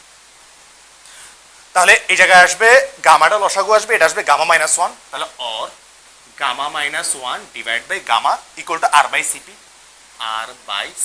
আমরা সিপিটা বের করবো। তাহলে সুতরাং সিপি সমান আসবে, গামাটা এই পাশে গুণ হয়ে যাবে, সুতরাং দিন অর্ধ, গামাটা গুণ হবে। So gamma R divide by gamma minus 1, gamma R divide by gamma minus 1। তাহলে দেখো সিপি এর মানটা এখন আমরা বের করতে পারবো, কিন্তু কিভাবে? আমার কাছে তো গামার মান নাই। আসলে গামার মান আছে, কারণ গামা একটা কনস্ট্যান্ট রাশি, ওর মানটা আমাদের কাছে আছে। কিভাবে আছে? আমাদেরকে বলে দিয়েছে হাইড্রোজেন গ্যাস, যে হাইড্রোজেন গ্যাসটা একটা দ্বিপারমাণবিক গ্যাস, H2 একটা দ্বিপারমাণবিক গ্যাস। দ্বিপারমাণবিক গ্যাসের ক্ষেত্রে গামার মান কত? 1.4। সো এই গামার মানটা আসলে আমরা জানি সেটা কত? 1.4। তাহলে এই গামার জায়গায় আমরা 1.4 বসাই দিব, তারপর কাজ চালাবো। তাহলে আমরা লিখবো ইজ ইকুয়ালস টু 1.4 ইন্টু আর এর মান হচ্ছে আমাদের 8.314 ডিভাইড বাই 1.4 মাইনাস 1। আমরা সুন্দর মতো এটা ক্যালকুলেট করে সিপি এর মানটা কিন্তু আমরা পেয়ে যাচ্ছি। যদিও তুমি পাশে একটু ব্র্যাকেটে লিখে দিবা এই ক্ষেত্রে যে দ্বিপারমাণবিক গ্যাসের ক্ষেত্রে গামা ইকুয়াল টু কত 1.4। এটা একটু ব্র্যাকেটে লিখে দিব যে দ্বিপারমাণবিক গ্যাস, কেন? কারণ আমরা হাইড্রোজেন গ্যাস ইউজ করছি, ওর ক্ষেত্রে গামা এর মান কত 1.4। এটা বসাই দিয়ে আমরা সুন্দর মতো সিপি এর মানটা বা স্থির চাপে মোলার আপেক্ষিক তাপের মানটা বের করে ফেলতে পারি। বের করলে দেখি তো কত আসে ক্যালকুলেট করলে। এটা আসতেছে হচ্ছে 29.099 এরকম। সো 29.1 লিখে দিতে পারি আমরা, যেখানে সিপি বা স্থির চাপে মোলার আপেক্ষিক তাপের একক হচ্ছে জুল পার মোল পার কেলভিন। জুল পার মোল পার কেলভিন। তাহলে আমরা সুন্দর মতো সিপি এর মানটা পেয়ে গেলাম। সিপি এর মানটা পেয়ে গেলে এবার আমরা আমাদের সামনে আগাইতে পারি, কারণ এবার আমরা সিপি এর মানটা যেহেতু জানি, পরে যখন আমার দরকার হবে সেটা আমরা ডিরেক্ট কি করে দিতে পারবো, বসাই দিতে পারবো। তাহলে একটু আসো উপরে যদি আমরা মুছি, আমরা আসলে এই সিপি এর মানটা কেন বের করছি, ওই যে ফিউচারে আমার লাগবে সেই জন্য বের করে রাখছি। তাহলে একটু খেয়াল করি এবার আমরা পরে এনট্রপির পরিবর্তনটা বের করার ট্রাই করি। এনট্রপির পরিবর্তনটা বের করার ট্রাই করবো এবার আমরা। তাহলে একটু আসো তো কি আসবে, আমরা লিখতে পারি এবার। তাহলে এনট্রপির পরিবর্তন আমরা মোট পরিবর্তনটা বের করতে যাচ্ছি। সো মোট পরিবর্তন ডিএস সমান আসবে integration of ডিকিউপি divide by T. কি ইন্টিগ্রেশন অফ ডিকিউপি ডিভাইড বাই কি আসলো টি। এখন তাপমাত্রাটা আমাদের এখানে কত থেকে কততে যাবে, আমরা মনে করছি তাপমাত্রা T1 থেকে কততে গেল T2। তাপমাত্রা T1 থেকে কততে গেল T2 তে গেল। তাহলে এখন আমরা সুন্দর মতো এই যে T1 থেকে T2 তাপমাত্রায় টোটাল যে এনট্রপির পরিবর্তনটা আছে সেটা বের করব। কোন চাপ প্রক্রিয়ায়? স্থির চাপ প্রক্রিয়ায় বা সমচাপ প্রক্রিয়ায়। কথা বুঝা গেছে? তাহলে ইন্টিগ্রেশন করছি কেন? কারণ ক্ষুদ্র যেটা আছে এটাকে টোটাল ইন্টিগ্রেশন করলে টোটাল মানটা পাই আমরা। তাহলে একটু আসো তো এটা এরপরে আমরা যদি একটু ইন্টিগ্রেশন করতে চাই, তাহলে আমরা আগে ডিকিউপির মানটা বসাই দিই, যেটা আমরা অলরেডি লিখে আসছিলাম। সেটা হচ্ছে NCP DT divide by T. এবার এই এনসিপি বাইরে চলে আসবে। তাহলে এনসিপি যদি বাইরে চলে আসে, কেন? এনটাও কনস্ট্যান্ট, সিপিও কনস্ট্যান্ট, দেখছো? এই জন্য সিপির মানটা আমরা আগে থেকেই বের করে রাখছি। সো সিপি এর মানটা বের হয়ে চলে আসলে ইন্টিগ্রেশন আসবে 1/t ডিটি। তাপমাত্রা T1 থেকে কত আমাদের জন্য? তাপমাত্রা T1 থেকে হয়ে গেছে T2। এবার আসো 1/x dx, এটার ইন্টিগ্রেশন হচ্ছে ln x বা ln x। তাহলে এটা আমরা সুন্দর মতো লিখতে পারি এনসিপি ln t। ঠিক না? 1/x এর ইন্টিগ্রেশন হচ্ছে ln x, তাহলে 1/t এর ইন্টিগ্রেশন হবে ln t। তাহলে এটা আসবে T1 থেকে T2। তাহলে আগে আমরা আপার লিমিট বসাবো, মাইনাস দিয়ে লোয়ার লিমিট বসাবো। সো আসবে NCP ln T2 minus ln T1। এই যে upper limit ln T2 minus lower limit ln T1 বসাই দেওয়ার পর log a minus log b। log a minus log b মানে কি? log a by b। So আমরা সুন্দর মতো লিখতে পারি। এরপর এই পাশে এসে লিখি একটু, আমরা এই পাশ থেকে লিখবো যে ds ইজ ইকুয়ালস টু কি আসতেছে এই পাশে ln ncp ln T2 by T1। ncp ln T2 by T1। এবার আসো n এর মানটা আমরা সুন্দর মতো জেনে আসছি 0.5। cp এর মানটা আমরা একটু আগে বের করে আসছি 29.1। ln T2 বাই T1 একটু খেয়াল করবা, তাপমাত্রার কোনো কাহিনী নেই আমার কাছে, আমার কাছে একটা আয়তনের কাহিনী আছে। তাপমাত্রার কোনো কাহিনী নেই, আমার কাছে একটা আয়তনের কাহিনী আছে। তাহলে আয়তনের কাহিনী থাকলে তাপমাত্রার সাথে কেমনে করব একটু খেয়াল করবা। সমচাপ প্রক্রিয়া মানে চাপ কনস্ট্যান্ট। চাপ কনস্ট্যান্ট থাকে চার্লসের সূত্রে। কার সূত্রে? চাপ কনস্ট্যান্ট থাকে কার সূত্রে? চার্লসের সূত্রে। চাচা আমরা মনে রাখতে বলছিলাম আমি আমাদের স্টুডেন্টদেরকে যে চার্লস চাপ। তাহলে চার্লসের সূত্রে কে কনস্ট্যান্ট? চাপ কনস্ট্যান্ট। তাহলে আমার কার কার মধ্যে সম্পর্ক আসবে? আয়তন আর তাপমাত্রার মধ্যে সম্পর্ক। তাহলে আমরা সুন্দর মতো এই জায়গায় লিখে ফেলতে পারি কি, একটু খেয়াল করবা, একটু খেয়াল করব। আমরা সবাই এই যে সাইড নোটে এই ব্যাপারটা লিখবে, এটা কিন্তু ওই জায়গায় সাইড নোটটা হবে, ওই জায়গায় যে জায়গা না আমি এই জায়গায় লিখতেছি, সাইড নোটে এটা লিখবো যে এক্ষেত্রে V1 by T1 is equals to V2 by T2। V1 by T1 is equals to কি? V2 by T2। কেন এটা লিখছি আমরা? কারণ এটা চার্লসের সূত্র। কেন? এই ক্ষেত্রে P কনস্ট্যান্ট বা চাপ কনস্ট্যান্ট থাকে। সো এটা লিখে দিলাম। লেখার পর এবার একটু খেয়াল করবো সবাই যে আমাদের দরকার T2 বাই T1। দেখো তো এই যে T2 বাই T1টা দরকার। সো আমরা T2 কে এই পাশে নিয়ে আসি, V1 কে ওই পাশে নিয়ে যাই। সো আসবে T2 বাই T1 সমান V2 by V1। So T2 by T1 এর মানটা কিন্তু আমরা পেয়ে গেলাম V2 বাই V1। বসাই দিই। তাহলে আসো অর ds সমান আসবে NCP ln V2 by V1। এবার V1 V2 এর মান তোমার কাছে আছে, বসাই দিই।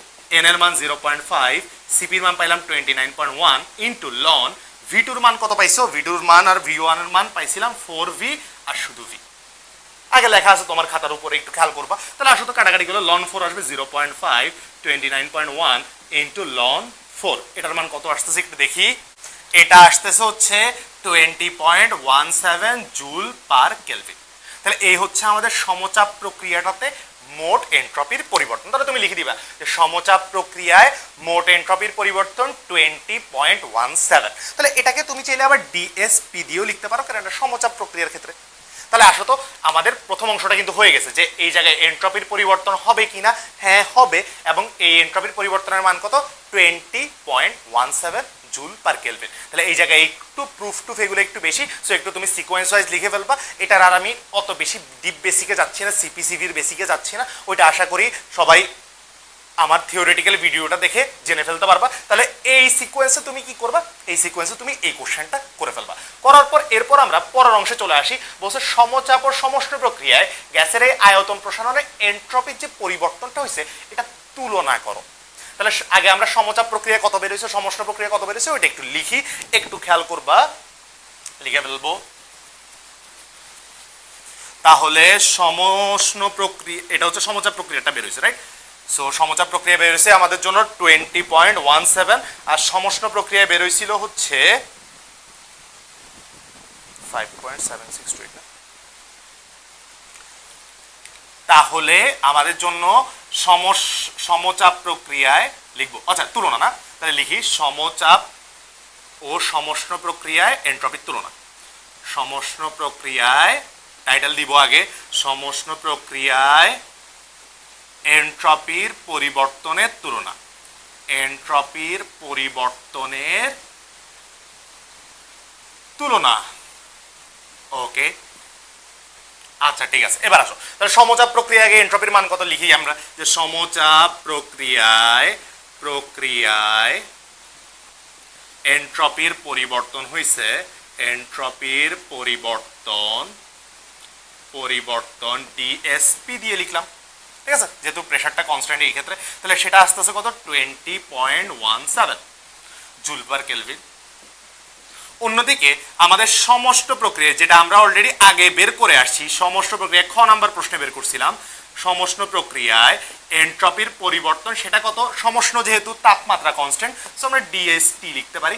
এই তাপমাত্রা কনস্ট্যান্টের ক্ষেত্রে আমাদের মান ছিল 5.7628 জুল পার কেলভিন। তাহলে আমাদের দুইটা মানই কিন্তু সুন্দর মতো হয়ে গেল, যে সমচাপ প্রক্রিয়া সমষ্ণ প্রক্রিয়া হয়ে গেছে। এখন আমাদেরকে কি করতে বলছে, আমাদেরকে বলছে তুলনা করো। আর ফিজিক্সে আমরা তুলনা মানে সবসময় বুঝি অনুপাত, একটার সাথে আরেকটা তুলনা মানে আমাদেরকে কি বুঝতে হবে, তুলনা মানে সুন্দর কথায় অনুপাত বুঝতে হয়। তাহলে আসলে আমাদেরকে এখানে তুলনা বলতে একটার সাথে আরেকটার অনুপাত করতে বলছে। তাহলে আমরা সুন্দর মতো করবো যে সমচাপ ও সমষ্ণ প্রক্রিয়া এন্ট্রপির পরিবর্তনের অনুপাত, প্রক্রিয়ায় এন্ট্রপির পরিবর্তনের অনুপাত, এন্ট্রপির পরিবর্তনের অনুপাত আসবে কত ডিএসপি ডিভাইড বাই ডিএসটি। তাহলে আমরা ডিএসপির মানটা বসাবো 20.17 ডিভাইড বাই 5.7628। তাহলে আসলে একটু ক্যালকুলেট করলে কত হয় 3.5। তাহলে এত গুণ আসতেছে। তাহলে আমরা লিখবো সুতরাং সমচাপ প্রক্রিয়ায় এন্ট্রপির পরিবর্তন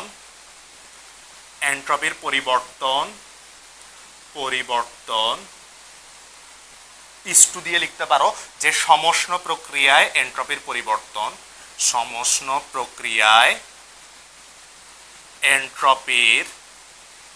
এন্ট্রপির পরিবর্তন সেটা আসতেছে কত 3.5:1। এই যে এটাই আমাদের অ্যান্সার। কারণ আমাকে বলছে তুলনা করে দেখাইতে, তুলনা মানে আমরা সুন্দরভাবে জানি কি অনুপাত করতে হবে, ভাগ করতে হবে। তাহলে কার সাথে কার অনুপাত, সমচাপ ও সমষ্ণ, তাহলে আগে সমচাপ পরে সমষ্ণ, তাহলে 3.5:1 আসতেছে। কারো আশা করি কোনো প্রবলেম নাই, এই সিকোয়েন্সে তুমি সুন্দর মতো লিখবা, ফুল অ্যান্সার কারেক্ট হয়ে যাবে, কোনো প্রকার কোনো মার্ক কাটা যাবে না। তাহলে আমরা 4 নাম্বার কোশ্চেন শেষ করার পর এরপর আমাদের বাকি যে দুইটা কোশ্চেন আছে এগুলো একটু থিওরিটিক্যাল টাইপের কোশ্চেন, সো আর ম্যাথমেটিক্যাল জিনিস কম, একটু আমরা থিওরির ভাবে ব্যাপারটা বুঝবো। সো চলে আসো এরপরে আমাদের 1 নাম্বার। চলো তাহলে 1 নাম্বার প্রশ্নটা সলভ করা যাক। 1 নাম্বার প্রশ্নে বলছে আমাদেরকে যে কার্নো চক্রকে তাপমাত্রা বনাম এন্ট্রপি লেখচিত্রের সাহায্যে অঙ্কন করে এর বিভিন্ন ধাপ ব্যাখ্যা করো। তাহলে কার্নোচক্রে যে এন্ট্রপির লেখচিত্র আছে তাপমাত্রার সাথে, সেটা আমাকে একে বিভিন্ন ধাপ ব্যাখ্যা করতে বলছে। তাহলে আসো আমরা একটু ছোট্ট করে আগে বুঝে ফেলি, তারপর আমরা অ্যান্সারটা লিখবো। সো আমরা কার্নোচক্র তো সবাই জানি যে কার্নোচক্রটা দেখতে এরকম, যেখানে এই প্রক্রিয়া এবং এই দুইটা প্রক্রিয়া পরস্পর সমষ্ণ প্রক্রিয়া, ঠিক আছে। আর এই প্রক্রিয়া এবং এই প্রক্রিয়া হচ্ছে রুদ্ধতাপীয় প্রক্রিয়া, যেখানে আমরা জানি সমষ্ণ প্রক্রিয়ার মধ্যে যখন সমষ্ণ প্রসারণ হয় বা তাপ দেওয়া হয়, এই প্রক্রিয়াটাতে উপরের প্রক্রিয়াটাতে তাপ দেওয়া হয়, পরের প্রক্রিয়াতে কি করা হয়, তাপটা নিয়ে ফেলা হয়। তাহলে তাপ যখন দেওয়া হয় তখন আমরা জানি এন্ট্রপি বাড়ে, তাপ যখন নিয়ে ফেলা হয় তখন এন্ট্রপিটা কমে। তাহলে আমরা বুঝলাম সমষ্ণ প্রক্রিয়ার এই জায়গার মধ্যে এন্ট্রপিটা বাড়বে, এই প্রক্রিয়ার মধ্যে এন্ট্রপিটা কমবে, আর রুদ্ধতাপীয় প্রক্রিয়ার মধ্যে তাপের পরিবর্তনটা কত, তাপের পরিবর্তনটা 0। সো এন্ট্রপির পরিবর্তনটাও কত আসবে, ডিএস সমানও 0 চলে আসবে। সো বাকি দুইটা ধাপে আমাদের এন্ট্রপির কোনো পরিবর্তন হচ্ছে না, কোনো এন্ট্রপির পরিবর্তন হচ্ছে না। তাহলে আমরা বুঝতে পারলাম যে আমাদের প্রথম যে ধাপটা সমষ্ণ প্রসারণ, তাতে এন্ট্রপিটা বাড়বে। পরেরটা রুদ্ধতাপীয় প্রসারণ, এন্ট্রপি কোনো চেঞ্জ হবে না, কারণ রুদ্ধতাপীয় প্রক্রিয়ায় এন্ট্রপির পরিবর্তন 0। 3 নাম্বার সমষ্ণ সংকোচন, তাপটা নিয়ে ফেলতেছি, ফলে এন্ট্রপি কমে যাবে। পরের ধাপ রুদ্ধতাপীয় সংকোচন, এটার মধ্যে এন্ট্রপিটা কি হয়ে যাবে, রুদ্ধতাপীয় সংকোচনের মধ্যে এন্ট্রপি কোনো চেঞ্জ হবে না। কেন? কারণ আমরা জানি রুদ্ধতাপীয় মধ্যে এন্ট্রপিটা কি থাকে, স্থির থাকে। তাহলে ইন টোটাল বুঝতে পারতেছো যে আমি যে কথাগুলো বলছি এগুলাই আমাকে ব্যাখ্যা করে জাস্ট লেখচিত্রটা এঁকে ব্যাখ্যাটা করতে হবে আমাকে। তাহলে আসলে প্রথমে আগে আমরা লেখচিত্রটা আঁকি। আগে আমরা দিই যে কার্নোচক্রের সাথে, কার্নোচক্রে তাপমাত্রা বনাম এন্ট্রপি লেখচিত্র, তাপমাত্রা বনাম এন্ট্রপি লেখচিত্র। তাহলে এটা হচ্ছে আমাদের টাইটেল, শিরোনাম। তারপর আমরা এবার একটু আঁকি। আঁকার সময় হচ্ছে আসো এই যে আমাদের হচ্ছে তাপমাত্রা বনাম এন্ট্রপির পরিবর্তনের লেখচিত্র। তাহলে এটা আসো আমরা পাশে লিখে দিতে পারো তুমি তাপমাত্রা, এটাতে তুমি লিখে দিতে পারো এন্ট্রপির পরিবর্তন, এন্ট্রপির পরিবর্তন। এবার সুন্দর মতো তুমি গ্রাফটা আঁকবা। গ্রাফটা আঁকার সময় একটু খেয়াল করি আমরা, প্রথমে একটু চিন্তা করো, সবাই আসলে জানো ব্যাপারগুলো। সেটা হচ্ছে আমাদের প্রথমে যখন আমরা প্রথম ধাপে শুরু করছি, তারপর এন্ট্রপিটা আস্তে আস্তে কি হয়েছে, বাড়ছে। তার মানে আমরা কম মান থেকে এন্ট্রপিটা আস্তে আস্তে বাড়াইছি। বাড়ানোর পর কি হয়েছে, এরপরে এন্ট্রপিটা স্থির থাকছে, তাপমাত্রা চেঞ্জ হয়েছে কিন্তু এন্ট্রপির কোনো চেঞ্জ হয় না। একটু খেয়াল করবা। তাহলে প্রথমে যখন সমষ্ণ প্রক্রিয়া আছে, সমষ্ণর মধ্যে তাপমাত্রা কোনো চেঞ্জ হয় না কিন্তু এন্ট্রপিটা বাড়ছে। তাহলে আমাদের এন্ট্রপিটা বাড়তেছে এই দিকে, তাপমাত্রা বাড়তেছে উপরের দিকে। তাহলে প্রথমে যদি আমরা এই পয়েন্ট থেকে শুরু করি, একটু খেয়াল করবা, আমরা যদি এই পয়েন্টটা থেকে শুরু করি, এটা হচ্ছে আমাদের প্রথম পয়েন্ট। তাহলে মনে করো আমরা পি পয়েন্ট থেকে শুরু করছি, পি পয়েন্ট থেকে শুরু করছি। তাহলে পি পয়েন্ট থেকে শুরু করলে এই পয়েন্ট থেকে আমাদের তাপমাত্রাটা কি সামনের দিকে চেঞ্জ হচ্ছে প্রথম ধাপের ক্ষেত্রে, সমষ্ণ ধাপের ক্ষেত্রে না। তাহলে সমষ্ণ ধাপের ক্ষেত্রে আমাদের এন্ট্রপি বাড়তেছে। তাহলে এই পাশে গ্রাফটা উপরে উঠবে কিন্তু এই পাশে কোনো উপরে উঠবে না, কারণ তাপমাত্রাটা কনস্ট্যান্ট আছে। সো আমরা প্রথম গ্রাফটা আঁকবো এরকম এই দিকে। কেন? কারণ এন্ট্রপিটা বাড়ছে কিন্তু তাপমাত্রাটা কোনো প্রকার কি হয় না, চেঞ্জ হয়। পরে আসো রুদ্ধতাপীয়, এটা হচ্ছে রুদ্ধতাপীয় প্রক্রিয়ার ক্ষেত্রে কিন্তু আমাদের আবার এন্ট্রপিটা কোনো চেঞ্জ হয় না, এন্ট্রপির পরিবর্তন 0। তাহলে এন্ট্রপির কোনো পরিবর্তন হয় নাই, তার মানে এন্ট্রপিটা কোনো চেঞ্জ হবে না। তো রুদ্ধতাপীয় প্রক্রিয়াতে আমরা জানি তাপমাত্রা আবার চেঞ্জ হয়, তাপমাত্রা আবার কি হয়, চেঞ্জ হয়। যেখানে রুদ্ধতাপীয় প্রসারণের মধ্যে কিন্তু তাপমাত্রাটা কমে যায়। এই দেখো রুদ্ধতাপীয় কি হয়েছে, প্রসারণ। রুদ্ধতাপীয় প্রসারণে তাপমাত্রা কিন্তু কমে যায়। পরের ধাপটা প্রসারণ। তাহলে রুদ্ধতাপীয় প্রসারণে যে তাপমাত্রা কমে, তাহলে দেখো এন্ট্রপি কোনো চেঞ্জ হয় না, তাপমাত্রা কমে যাবে। তাহলে তাপমাত্রা তুমি নিচের দিকে দিবা, ঠিক না, নিচের দিকে দিবা, কারণ তাপমাত্রাটা আস্তে আস্তে বাড়তেছে না, উপরের দিকে বাড়ে। তাহলে তাপমাত্রা কমতেছে, তুমি নিচের দিকে গ্রাফ দিতে হবে, কিন্তু এন্ট্রপি কোনো চেঞ্জ হচ্ছে না। তাহলে গ্রাফটা এখান থেকে আঁকা শুরু করলে একটু ঝামেলা হবে না, কারণ তুমি নিচের দিকে চাইতে পারতেছো না। সো আমরা একটু উপর থেকেই শুরু করি। তাহলে আসো, মনে করো এই জায়গায় ছিল পি বিন্দু। তাহলে পি বিন্দু থেকে আমরা প্রথমে এই যে প্রথম ধাপ হইল, আমরা এই জায়গার মধ্যে কিউ বিন্দুতে আসলাম।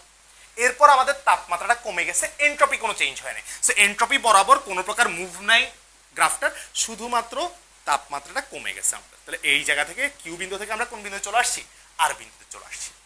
তারপরে আমাদের আর বিন্দু থেকে এরপর কি হবে দেখো তো, এরপর হচ্ছে সমষ্ণ সংকোচন। সমষ্ণ সংকোচন আমরা তাপটা নিয়ে ফেলছি, ফলে এন্ট্রপিটা কমে যাবে। তাহলে এন্ট্রপি বাড়ে এই পাশে, কমবে এই পাশে। তাহলে গ্রাফটা এবার এইদিকে মুভ করবে, কিন্তু এটা সমষ্ণ মানে তাপমাত্রা বরাবর আবার কোনো মুভমেন্ট নেই। সো এটা সমান্তরাল হবে বরাবর এই পাশে আসবে। স্কেল দিয়ে একবার তোমরা সোর্স বরাবর সোজা হবে। তাহলে আমরা আর থেকে মনে করে এস পয়েন্টে চলে আসি, আর থেকে কোন পয়েন্টে চলে আসি? S point. তারপর এস থেকে তুমি আবার পি তে চলে আসবে। তুমি বুঝতে পারতেছো কেন? কারণ এই যে পরের ধাপটা হচ্ছে রুদ্ধতাপীয় সংকোচন। রুদ্ধতাপীয় কি? সংকোচন। রুদ্ধতাপীয় সংকোচনের মধ্যে তাপমাত্রা বাড়ে, কিন্তু এন্ট্রপি কোনো চেঞ্জ হবে না, কারণ রুদ্ধতাপীয়তে এন্ট্রপি স্থির। সো তাপমাত্রাটা বাড়বে। তাহলে আমরা দিলাম তাপমাত্রাটা বাড়ছে, এই যে দেখো উপরের দিকে বাড়ে। তাহলে আমরা শুরু করছিলাম কোন পয়েন্ট থেকে? পি, তারপর গেছি কিউ, আর, এস, এরকম। তাহলে তুমি একটু চাইলে একটু লিখে দিতে পারো যে এটা হচ্ছে আমাদের প্রথম ধাপ, এটা হচ্ছে আমাদের দ্বিতীয় ধাপ, এটা হচ্ছে তৃতীয় ধাপ, এটা হচ্ছে চতুর্থ ধাপ। লিখে দিলে সুবিধা কি? তাহলে বোঝা যাচ্ছে যে তুমি আসলে কোন জায়গা থেকে ব্যাপারটা শুরু করছো। হ্যাঁ, তুমি তো এরকম হইতে পারো, তুমি আর বিন্দু থেকে শুরু করছো, তাহলে এমনি এমনি এমনি ঘুরতে পারতেছো না। না, আমরা কিন্তু শুরু করছি পি থেকে। তাহলে পি থেকে সিকোয়েন্স ওয়াইজ আমরা এভাবে আসছি। তুমি কিন্তু একটু সোজা করে আঁকিও, আমার যদিও গ্রাফটা একটু বাঁকা হয়ে গেছে, তোমরা একটু সোজা করে আঁকবা, ঠিক আছে? একদম বরাবর সোজা, এটা একটা আয়ত হবে বরাবর।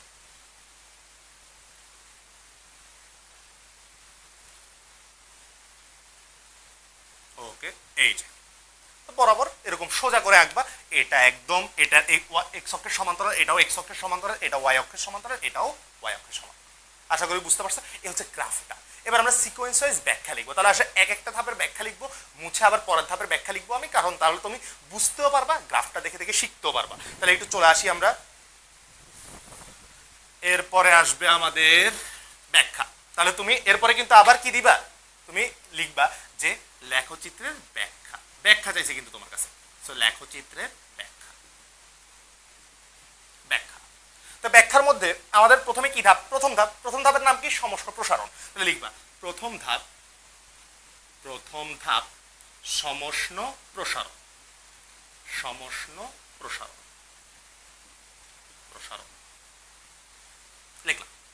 এই ধাপে কি হয়েছে তুমি ব্যাখ্যা করবে নিজে, যে এই ধাপে ইঞ্জিনে তাপ দেওয়া হয় বা তাপ উৎস থেকে ইঞ্জিন তাপটা শোষণ করে নেয় বা তাপ গ্রহণ করে, ফলে এই ধাপে এন্ট্রপির মানটা বাড়ে, কিন্তু সমষ্ণ প্রক্রিয়া বলে তাপমাত্রা কনস্ট্যান্ট থাকে। এর জন্য এই ধাপের মধ্যে তাপমাত্রা ধ্রুবক থাকলেও এন্ট্রপিটা কি পাচ্ছে? বৃদ্ধি পাচ্ছে। সো লিখি, এটাই লিখবো আমরা যে সমষ্ণ প্রসারণ। লিখবা যে এক্ষেত্রে এই ধাপে ধাপে ইঞ্জিন ইঞ্জিন তাপ শোষণ করে। শোষণ করে। করে। ইঞ্জিন তাপটা কি করতেছে? এই ধাপে শোষণ করতেছে। তো ইঞ্জিন যদি তাপটা শোষণ করে, তাহলে আমরা সুন্দর মতো লিখবো সুতরাং এজন্যে এজন্যে এন্ট্রপি এন্ট্রপি বৃদ্ধি পায়। এজন্যে এন্ট্রপি বৃদ্ধি পায়। কিন্তু কিন্তু সমষ্ণ প্রক্রিয়া হওয়ায় সমষ্ণ প্রক্রিয়া হওয়ায় তাপমাত্রা তাপমাত্রা কি থাকে? তাপমাত্রা স্থির থাকে। স্থির থাকে। তাই তাই আমাদের প্রথম ধাপের লেখচিত্র কোন অক্ষের সমান্তরাল হয়ে গেছে? দেখো তো, এক্স অক্ষের সমান্তরাল বা এন্ট্রপি অক্ষের সমান্তরাল, মানে এন্ট্রপি যে অক্ষরটা দেখছি। সো প্রথম ধাপের লেখচিত্র এক্স অক্ষের সমান্তরাল হয়। এক্স অক্ষের সমান্তরাল হয়। সমান্তরাল হয়। আশা করি বুঝতে পারছো সবাই। এই ক্ষেত্রে আমাদেরকে কিন্তু বলছে যে এর বিভিন্ন ধাপটা ব্যাখ্যা করো। জাস্ট ব্যাখ্যাটা করতে বলছে, কোনো প্রকার কিন্তু ম্যাথমেটিক্যাল এক্সপ্লেনেশন আমাদের এখানে চায়নি।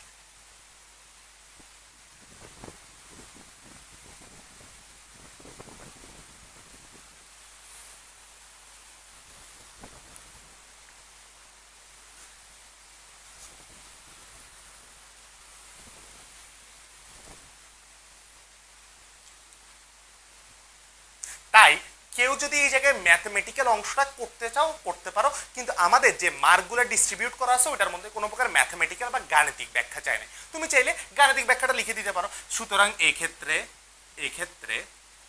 তাপমাত্রা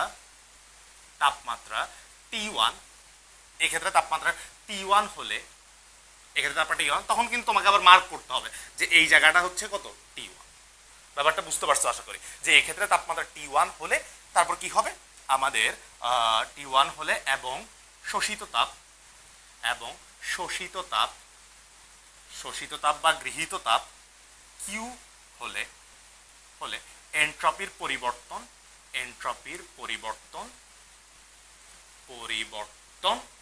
কত আসবে আমাদের জন্য? এই জায়গায় এন্ট্রপির পরিবর্তনটা আসবে S1 DS1 লিখতে পারো, সেটা আসবে কত? Q/T1। যেহেতু তাপটা শোষণ করছে, তাপটা বাড়ছে, এই জন্য এই জায়গায় দিয়ে কিউটা কি হবে? পজিটিভ হবে। অথবা তুমি চাইলে এই জায়গায় Q1ও লিখতে পারো, Q1 লিখলে এটা Q1 দিলে তাহলে প্লাস Q1/T। আশা করি সবাই বুঝতে পারছো যে এই জায়গার মধ্যে যদি আমাকে ম্যাথমেটিক্যাল এক্সপ্লেনেশন যদিও চায় নাই, কিন্তু কেউ কেউ লিখতে চাচ্ছ, তাহলে কোনো সমস্যা নেই, লিখলে কিন্তু কোনো ভুল হবে না, তুমি লিখতেই পারো। সো লিখলে এক্ষেত্রে তাপমাত্রা T1 এবং শোষিত তাপ Q1 হলে এন্ট্রপির পরিবর্তন DS1 সমান কি লিখতে পারি আমরা? Q1/T1। Q1 ডিভাইড বাই কি আমাদের জন্য? T1। আশা করি সবাই বুঝতে পারছো। সো এই হচ্ছে আমাদের DS1, দ্যাট ইজ Q1/T1। এরপরে আমরা দ্বিতীয় ধাপের ব্যাখ্যাতে চলে যাই। দ্বিতীয় ধাপ আমাদের হচ্ছে রুদ্ধতাপীয় প্রসারণ।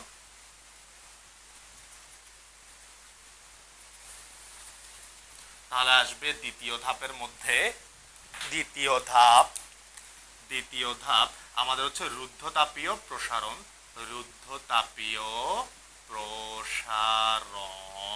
এই যে রুদ্ধতাপীয় প্রসারণ। তাহলে আমরা লিখবো যে এই দ্বিতীয় ধাপের মধ্যে এই ইঞ্জিন কোনো প্রকার কি তাপ শোষণ বা বর্জন করে না, ফলে ডিকিউর মান 0। তাহলে লিখবো যে এই ধাপে ইঞ্জিন তাপ শোষণ বা বর্জন করে না,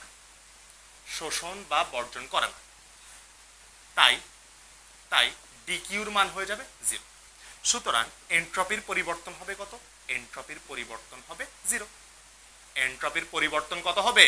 এন্ট্রপির পরিবর্তন DS2 সমান dQ/T। আলটিমেটলি DS2 এর মান কত হয়ে যাচ্ছে এখানে? 0, কারণ কোনো প্রকার তাপ গ্রহণ করে নেই। সো এই ধাপে এন্ট্রপির কোনো প্রকার পরিবর্তন হবে না। তো লিখে দিতে পারো যে দ্বিতীয় ধাপে এন্ট্রপির কোনো পরিবর্তন হবে না। কিন্তু আমরা জানি এই ধাপটা হচ্ছে রুদ্ধতাপীয় প্রসারণ। রুদ্ধতাপীয় প্রসারণে তাপমাত্রা হ্রাস পায়, ফলে তাপমাত্রাটা T1 থেকে হ্রাস পেয়ে মনে করো এই জায়গায় এসে কত হয়ে গেছে? T2 হয়ে গেছে। T1 থেকে হ্রাস পেয়ে কত হয়ে গেছে? T2 হয়ে গেছে। তুমি কিন্তু T1 T2 দিতে পারো যদি তুমি ম্যাথমেটিক্যাল ব্যাখ্যাটা দিতে চাও। তুমি যদি ম্যাথমেটিক্যাল ব্যাখ্যাটা দিতে না চাও তাহলে দরকার নেই। কথাটা বুঝতে পারছো তুমি? যদি তুমি ম্যাথমেটিক্যাল ব্যাখ্যা দাও তাহলে তুমি T1 T2 লিখতে পারো, আর যদি তুমি দিতে না চাও ব্যাখ্যাটা, কোনো সমস্যা নেই। তাহলে এরপরে লিখবো আমরা যে রুদ্ধতাপীয় প্রসারণে আবার রুদ্ধতাপীয় প্রসারণে তাপমাত্রা হ্রাস পায়। তাই লেখচিত্রে তাপমাত্রা হ্রাস পেয়ে T1 থেকে T2 হয়েছে। লেখচিত্রে তাপমাত্রা হ্রাস পেয়ে কত হয়েছে? T1 ছিল, T1 থেকে দ্বিতীয় ধাপে কত হয়ে গেছে? T2 হয়ে গেছে। তাহলে অটোমেটিক্যালি তৃতীয় ধাপ আর চতুর্থ ধাপের ব্যাখ্যাটা আমরা সেম সিকোয়েন্সে লিখবো। সো আমি আর অত বেশি ব্যাখ্যা করতেছি না, একটু দ্রুত লিখে ফেলবো। সো DS2 এর মান কিন্তু আমরা 0 পেয়ে গেছি। এরপরে একটু দ্রুত লিখবো আমরা, কারণ আমাদের বেসিকটা তুমি বুঝে ফেলছো আশা করি। সো তৃতীয় ধাপ এটা হচ্ছে সমষ্ণ সংকোচন।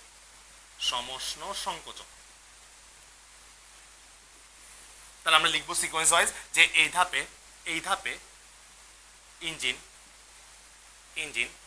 তাপ বর্জন করে বা কিছু পরিমাণ কাজ করে। আসলে এই তাপটা বর্জন করে ও কিছু পরিমাণ কাজ করে, ইঞ্জিন তাপ বর্জন করে। তাই এই ধাপে ডিকিউ বা তাপ ডিকিউ ঋণাত্মক হয়।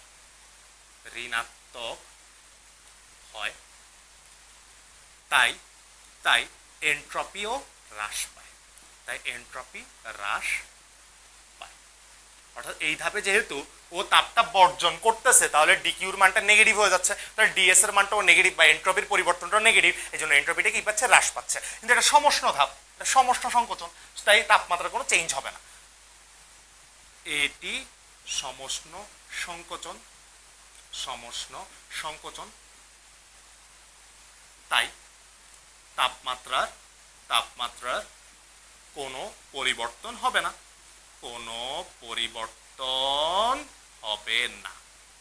এতটুকু লিখলেই তোমার জন্য হয়ে যাচ্ছে। এখন যারা ম্যাথমেটিক্যাল ব্যাখ্যাটা লিখতে যাচ্ছ এক্সট্রা করে, ওরা লিখে দিতে পারো। এক্ষেত্রে এক্ষেত্রে বর্জিত তাপ Q2 এবং তাপমাত্রা T2 হলে এন্ট্রপির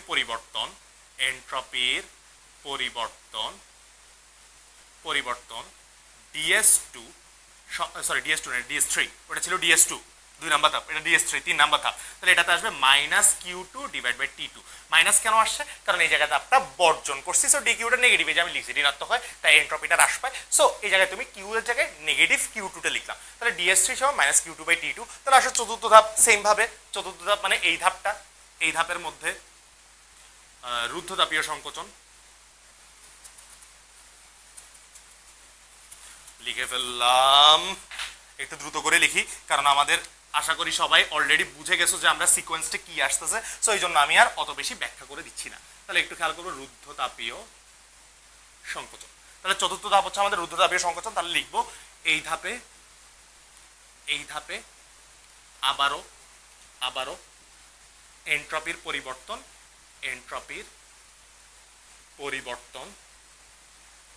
হবে না। সুতরাং DS4 ইকুয়াল টু কত? 0। অর্থাৎ এন্ট্রপির কোনো প্রকার পরিবর্তন এই ধাপেও হচ্ছে না, কিন্তু রুদ্ধতাপীয় সংকোচনে তাপমাত্রা বৃদ্ধি পায়।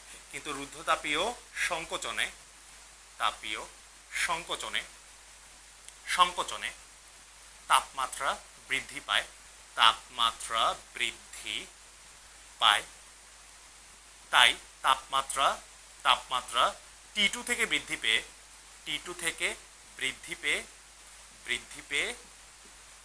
পেয়ে T1 হয়।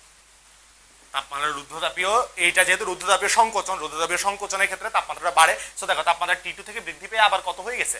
T1টা হয়ে গেছে। ও আবার কোন বিন্দুতে ফিরে চলে আসছে? P বিন্দুতে ফিরে চলে আসছে। এখন যারা ম্যাথমেটিক্যাল ব্যাপারটা করছো ওদের ক্ষেত্রে তোমরা এক্সট্রা করে ম্যাথমেটিক্যাল ব্যাখ্যাটা কনক্লুড করবা, মানে এক্সট্রা করে ম্যাথমেটিক্যাল ব্যাখ্যাটা লিখে দিবা। তাহলে ওদের জন্য এক্সট্রা করে চতুর্থ ধাপের পর আরেকটু লেখা লিখতে হবে। লিখবা যে সুতরাং মোট এন্ট্রপির পরিবর্তন লিখে দিবা। মোট এন্ট্রপির পরিবর্তন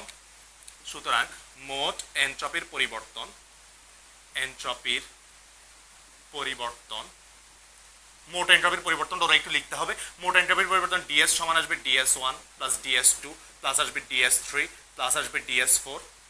DS1 এর মান পাইছিলা Q1 বাই T1, এটা 0 পাইছিলা, এটা -Q2 বাই T2 পাইছিলা, এটা আবার 0 পাইছিলা, রাইট? সো এটা আসতেছে কত আমাদের? Q1 by T1 -Q2 by T2, এটা পাইছিলা DS।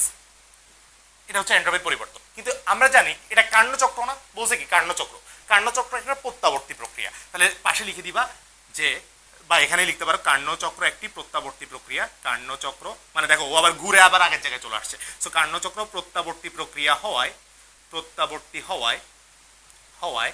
প্রত্যাবর্তী প্রক্রিয়ার ক্ষেত্রে কিন্তু আমরা এই কথাটা সবাই জানি, সেটা হচ্ছে প্রত্যাবর্তী প্রক্রিয়া হওয়ায় Q1 by T1 is equals to কি হয়ে যায়? Q2 by T2। প্রত্যাবর্তী প্রক্রিয়ার ক্ষেত্রে কিন্তু Q1 by T1 Q2 by T2 সমান হয়।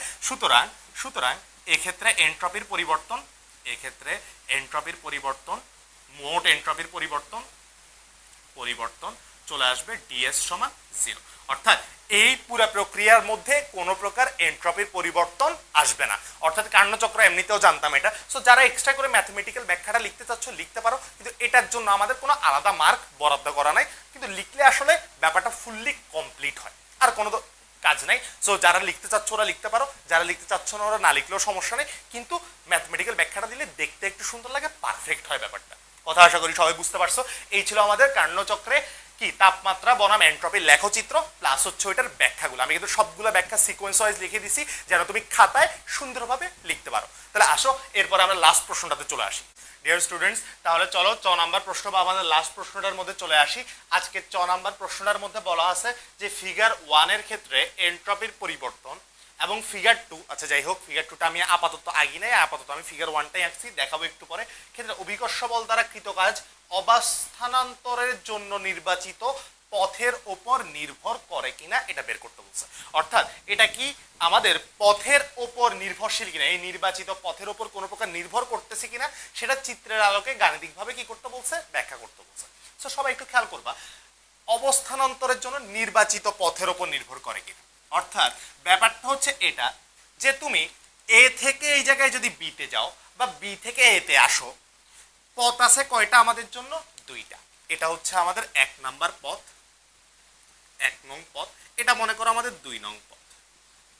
এই 1 নাম্বার আর 2 নাম্বার এই দুই পথে যদি তুমি এ থেকে বিতে আসো বা বি থেকে এতে আসো, আলটিমেটলি এটা কি এন্ট্রপির পরিবর্তন, এই ক্ষেত্রে প্রথম ক্ষেত্রে এন্ট্রপির পরিবর্তনটা কি এই পথ বা এই পথের জন্য আলাদা মান দিবে কিনা, এটা বের করতে বলছে আমাদের। কথা কি বুঝতে পারছো সবাই? আবার বলি যে আমাদের এ বিন্দু থেকে আমরা বি বিন্দুতে আসবো, আমি একবার 1 নং পথে আসলাম, একবার 2 নং পথে আসলাম, তাহলে দুই ক্ষেত্রে কি আমার এন্ট্রপির পরিবর্তনটা ভিন্ন কিনা, কারণ নির্বাচিত পথের উপর নির্ভর করে কিনা, দ্যাট ইজ এই পথ এবং এই পথের জন্য কি আলাদা কিনা, দ্যাট ইজ এই পথগুলোর উপর আলাদাভাবেও নির্ভর করে কিনা, এটা আমাদেরকে বের করতে বলছে। সো এটা আমরা একটু সলভ করার জন্য, এই ফিগার 1টা সলভ করার জন্য আমরা একটু টেকনিক খাটাবো। আমরা কি করব? আমরা প্রথমে ওকে এ থেকে বি পয়েন্টে 1 নং পথে নিয়ে গেলে বি থেকে এ পয়েন্টে 2 নং পথে ওকে ফিরায় নিয়ে আসবো। কেন ফিরায় নিয়ে আসবো একটু পরে বুঝবা। তাহলে আমরা, অথবা তুমি উল্টা করতে পারো, তুমি 1 নং থেকে মনে করো বি থেকে আসছো এতে, আবার এ থেকে বিতে গেছো, তোমার ইচ্ছা। কিন্তু ব্যাপারটা হচ্ছে তুমি পুরো একটা সার্কেল ঘুরে ফেলবা, পুরো একটা চক্র তুমি ঘুরে ফেলবা। তাহলে পুরো একটা চক্র যখন ঘুরে ফেলছো, তুমি আবার ঘুরে ফিরে কোন বিন্দুতে চলে আসছো? এ বিন্দুতে। তার মানে তোমার পুরা চক্রটা কমপ্লিট হয়ে তুমি আবার আগের অবস্থানে ফিরে চলে আসছো। পুরা চক্র কমপ্লিট হয়ে আগের অবস্থান, আগের পয়েন্টে ফিরে আসা মানে সেটাকে আমরা বলি একটা প্রত্যাগামী প্রক্রিয়া। সেটাকে আমরা একটা কি প্রক্রিয়া বলি? প্রত্যাগামী প্রক্রিয়া। এই জন্য আমরা ধরে নিব যে এ পয়েন্ট থেকে আমরা 1 নং পথে বি পয়েন্টে গেলাম, বি থেকে আমরা আবার 2 নং পথে কোথায় আসছি? এ পয়েন্টে আসছি, যেন এই পুরা সার্কেলটা একটা কি প্রক্রিয়ার জন্ম দেয়? প্রত্যাগামী প্রক্রিয়ার জন্ম দেয়। সো এই জন্য আমরা লিখবো যে ধরি এ থেকে বি পথে, বিতে 1 নং পথে গমন করে বি থেকে এতে বা বিন্দুতে 2 নং পথে প্রক্রিয়াটি ফিরে আসলে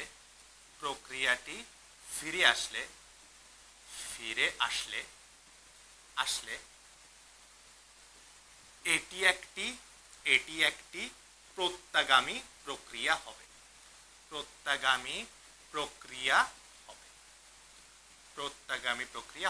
অর্থাৎ তুমি পুরা ঘুরে আবার চলে আসছো, এটা তাহলে একটা কি প্রক্রিয়া হবে? প্রত্যাগামী প্রক্রিয়া হবে। আর আমরা সবাই জানি যে প্রত্যাগামী প্রক্রিয়ার ক্ষেত্রে মোট এন্ট্রপির পরিবর্তন কত হয়? 0। তাহলে প্রথমে আসে 1 নং পথের ক্ষেত্রে আমরা দেখব যে 1 নং পথে এন্ট্রপির পরিবর্তন 1 নং পথে এন্ট্রপির পরিবর্তন। তাহলে 1 নাম্বার পথে যখন আমরা যাব, এই এ থেকে বিতে যখন আমরা যাব, তখন আমাদের এন্ট্রপির একটা পরিবর্তন আসবে। সেই এন্ট্রপির পরিবর্তনটাকে আমরা DS1 মনে করলাম। এই DS1 এর মান হবে ইন্টিগ্রেশন অফ যে আমাদের dq ডিভাইড বাই t। আমরা কোথা থেকে কোথায় গেছি? এ থেকে বিতে গেছি। অথবা তুমি dq বাই t লিখতে না চাইলে তুমি ইন্টিগ্রেশন অফ ds দিতে পারো, এ থেকে কত পর্যন্ত? বিতে। অর্থাৎ তুমি এবার এ থেকে বিতে গেছো। তারপর একটু খেয়াল করি 2 নং পথে এন্ট্রপির পরিবর্তন DS2। এই যে 2 নং পথে আমরা এন্ট্রপির পরিবর্তনটা বের করতেছি, এই 2 নং পথে আমরা বি থেকে এতে ফিরে আসতেছি। কোথায়? বি থেকে এতে ফিরে আসতেছি। সো বি থেকে এতে যদি আমরা ফিরে আসি, তাহলে এই ক্ষেত্রে এন্ট্রপির পরিবর্তন হবে বি থেকে এ ইন্টিগ্রেশন কি? ds। বি থেকে এ ইন্টিগ্রেশন অফ ds। তাহলে এবার একটু খেয়াল করবা, তুমি একটু চিন্তা করলে আসলে বুঝতে পারতেছো যে এ থেকে বিতে গেছি, বি থেকে এতে চলে আসছি, আমাদের তাহলে DS1 এর মান হচ্ছে এ থেকে বি ds, আবার DS2 এর মান হচ্ছে বি থেকে এ ds। এখন এই জায়গায় অনেকে মনে করবা যে এই জায়গায় আমাকে মাইনাস দেওয়াটার অলরেডি দরকার আছে, কিন্তু আমরা জানি যে যখন আমরা ইন্টিগ্রেশন করি তখন ভেতরের ফলাফলটা এমনভাবেই নির্গত হয় যে আলটিমেটলি এটা অটোমেটিক মাইনাস চলে আসবে। অর্থাৎ তুমি আগে মাইনাস চিহ্ন দিয়ে ওকে প্লাস বানানোর কোনো দরকার নাই। কথাটা বুঝে একটু, এই মানটা অটোমেটিক পজিটিভ আসবে, কারণ তুমি এই দিকে গেছো, তোমার আয়তনটা বাড়ছে, সো এই DS1 এর মানটা এমনিতে পজিটিভ আসবে। অন্যদিকে DS2 তুমি অপোজিট পথে আসছো, সো এটা যদি পজিটিভ হয় এটা অটোমেটিক কি আসবে? নেগেটিভ আসবে। কিন্তু ওই নেগেটিভটা তোমাকে এখানে দিতে হবে না। কেন দিতে হবে না? কারণ এই জায়গায় আমরা ইন্টিগ্রেশন করতেছি, আর ইন্টিগ্রেশন করলে যেই ফলাফলটা ইন টোটাল বের হবে সেটা আসলে রিয়েলি তোমাকে আগেই চিহ্ন দিয়ে সেটা বুঝাইতে হয় না, সেটা অটোমেটিকই টোটাল রেজাল্টটা নেগেটিভ চলে আসবে। সো মাইনাসটা না দিলেও এখানে চলতেছে। তাহলে আমাদের টোটাল এন্ট্রপির পরিবর্তন কত আসবে? আমরা লিখবো মোট এন্ট্রপির পরিবর্তন মোট এন্ট্রপির পরিবর্তন সেটা হবে আমরা জানি ds সমান 0। কেন? কারণ এটা একটা কি প্রক্রিয়া? প্রত্যাগামী প্রক্রিয়ায় এন্ট্রপি 0। সো আমরা সুন্দর মতো লিখতে পারছি ds1 plus ds2 is equals to 0. So ultimately this is integration of a to b ds plus integration of b to a ds is equals to 0. Ultimately এই জায়গা থেকে যদি আমরা এটাকে ওই পাশে নিয়ে যাই তাহলে আসছে integration of a to b ds is equals to minus integration of b to a ds। তাহলে কি আসছে যে এ থেকে বিতে যেতে এন্ট্রপির যে পরিবর্তন সেটা বি থেকে এতে আসতে এন্ট্রপির পরিবর্তনের সমান মাইনাস বিপরীত। অর্থাৎ এ থেকে বিতে যাইতে এন্ট্রপির যত পরিবর্তন হয়েছে বি থেকে এতে আসতে এন্ট্রপির পরিবর্তন সমান হয়েছে, কিন্তু মাইনাস মানে বুঝাচ্ছে এর দিক বিপরীত। অর্থাৎ দুই জিনিসটার দিক পরস্পর কি আছে? বিপরীত আছে। তাহলে দুইটা জিনিসের দিকটা যদি বিপরীত থাকে কিন্তু মান সমান হয়, মান যদি সমান হয় তাহলে তুমি এ থেকে বিতে 1 নং পথে যখন গেছো, এটা কিন্তু 1 নং পথ, সো 1 নং পথে তোমার এন্ট্রপির পরিবর্তন 2 নং পথে ফিরে আসার এন্ট্রপির পরিবর্তনের মানটা অপোজিট হয়েছে। কিন্তু তুমি যদি এই পাশেই যাইতা তাহলে এই পাশে এন্ট্রপির পরিবর্তন যা আসতেছে এই পাশেও এন্ট্রপির পরিবর্তন তা আসতো। তাহলে আমরা সুন্দর মতো এবার লিখবো কি? আমরা সুন্দর মতো এই কথাটা লিখে দিব যে 1 নং পথে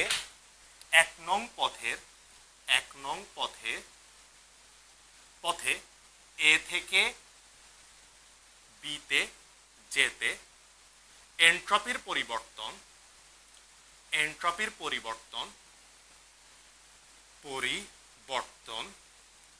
ইজ ইকুয়ালস টু 2 নং পথে বি থেকে এতে আসতে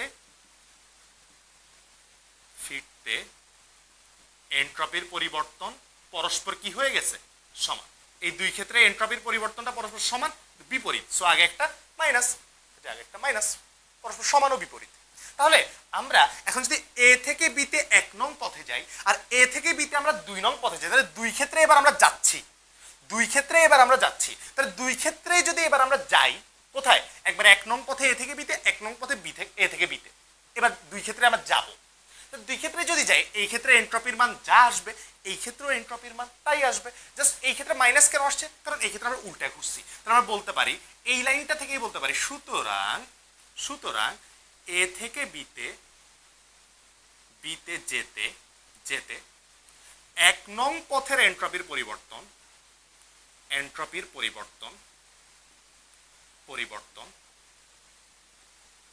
এবার আমরা এ থেকে বিতে যাচ্ছি, মানে আমাকে যেটা বলছে এ থেকে বিতে যাইতে। সো 1 নং পথে এন্ট্রপির পরিবর্তন ইকুয়ালস টু হবে এবার 2 নং পথে এন্ট্রপির পরিবর্তন। এবার কিন্তু দুইটাই পজিটিভ হবে, দুইটাই সমান হবে পরিবর্তন। এই কথাটা বুঝছো আশা করি সবাই। আবার একটু যদি বলি আমি, তাহলে ব্যাপারটা কি আসছে? তখন আমরা একবার গেছি একবার ফিরছি, ফলে একটা মান পজিটিভ হইলে আরেকটা মান নেগেটিভ হয়েছিল। কিন্তু এবার আমরা দুইবারই যাচ্ছি, তাহলে এটা যদি পজিটিভ হয় এটাও পজিটিভ হবে এবং এই দুজনের মান তো পরস্পর সমান, এটাই লিখছি আমরা। তাহলে দুই ক্ষেত্রে যদি মান পরস্পর সমান হয় তুমি 1 নং পথে গেলেও যে এন্ট্রপির পরিবর্তন, 2 নং পথে গেলেও সেম এন্ট্রপির পরিবর্তন, অর্থাৎ দুই পথেই এন্ট্রপির পরিবর্তন সমান।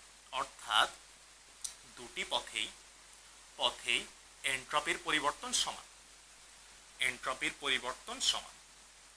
দুটি পথেই এন্ট্রপির পরিবর্তন সমান।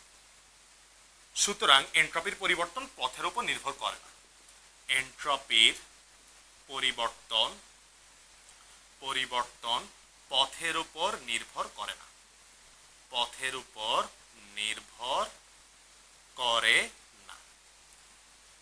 এন্ট্রপির পরিবর্তন পথের উপর কি করে না? নির্ভর করে না। তাহলে দুই ক্ষেত্রেই যদি এন্ট্রপির পরিবর্তনটা পথের উপর কোনো প্রকার নির্ভর না করে তাহলে তো কোনো প্যারাই নেই। দুই ক্ষেত্রে কোনোটার উপরে এন্ট্রপি ডিপেন্ড করতেছে না। তাহলে আমাকে জিজ্ঞাসা করছে নির্বাচিত পথের উপর নির্ভর করে কিনা, আমরা বলে দিছি, প্রুফ করে দিছি যে না, নির্বাচিত পথের উপরও কি করতেছে না? নির্ভর করতেছে না। সেম ভাবে এবার আমরা ফিগার 2টা দেখে ফেলবো। সো সবাই একটু চলে আসো। ফিগার 2 এর মধ্যে আমাকে কি বলছে? এটা গেল ফিগার 1 এর ব্যাখ্যা, তারপর লিখবো ফিগার 2 এর ব্যাখ্যা। একটু খেয়াল করবো। সো সিকোয়েন্স ওয়াইজ সবাই ফিগারটা একে এভাবে লিখে ফেলবা। তাহলে ফিগার 2তে এটাকে আমাকে বলছে ভূমি, এই বরাবর দিছে আমাদের উচ্চতা দিছে। আমি আবারও এইভাবে এ থেকে বি পয়েন্টে গেছি, এটা বি, এ থেকে বিতে আসছি। তাহলে এবার একটু খেয়াল করবা, সেম কাহিনী করবো এবার আমরা আমরা 1 নং পথে এ থেকে বিতে যাব, 2 নং পথে আমরা বি থেকে এ তে ফিরে আসবো। 2 নং পথে আমরা বি থেকে এতে ফিরে আসবো, তাহলে আমরা আবার এই পথে ফিরে চলে আসছি, মানে এ বিন্দুতে ফিরে চলে আসছি। তাহলে আমার ইন টোটাল কি কোনো শক্তির লস হয়েছে?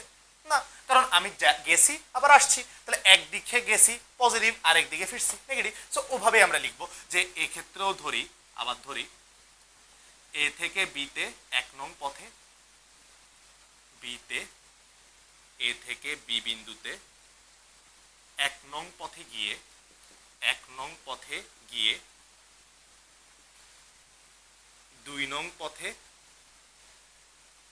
বি থেকে এতে ফিরে আসলে, বি থেকে এতে ফিরে আসলে আসলে আসলে আসলে বস্তুটি পুনরায় এতে ফিরে আসে, বস্তুটি পুনরায়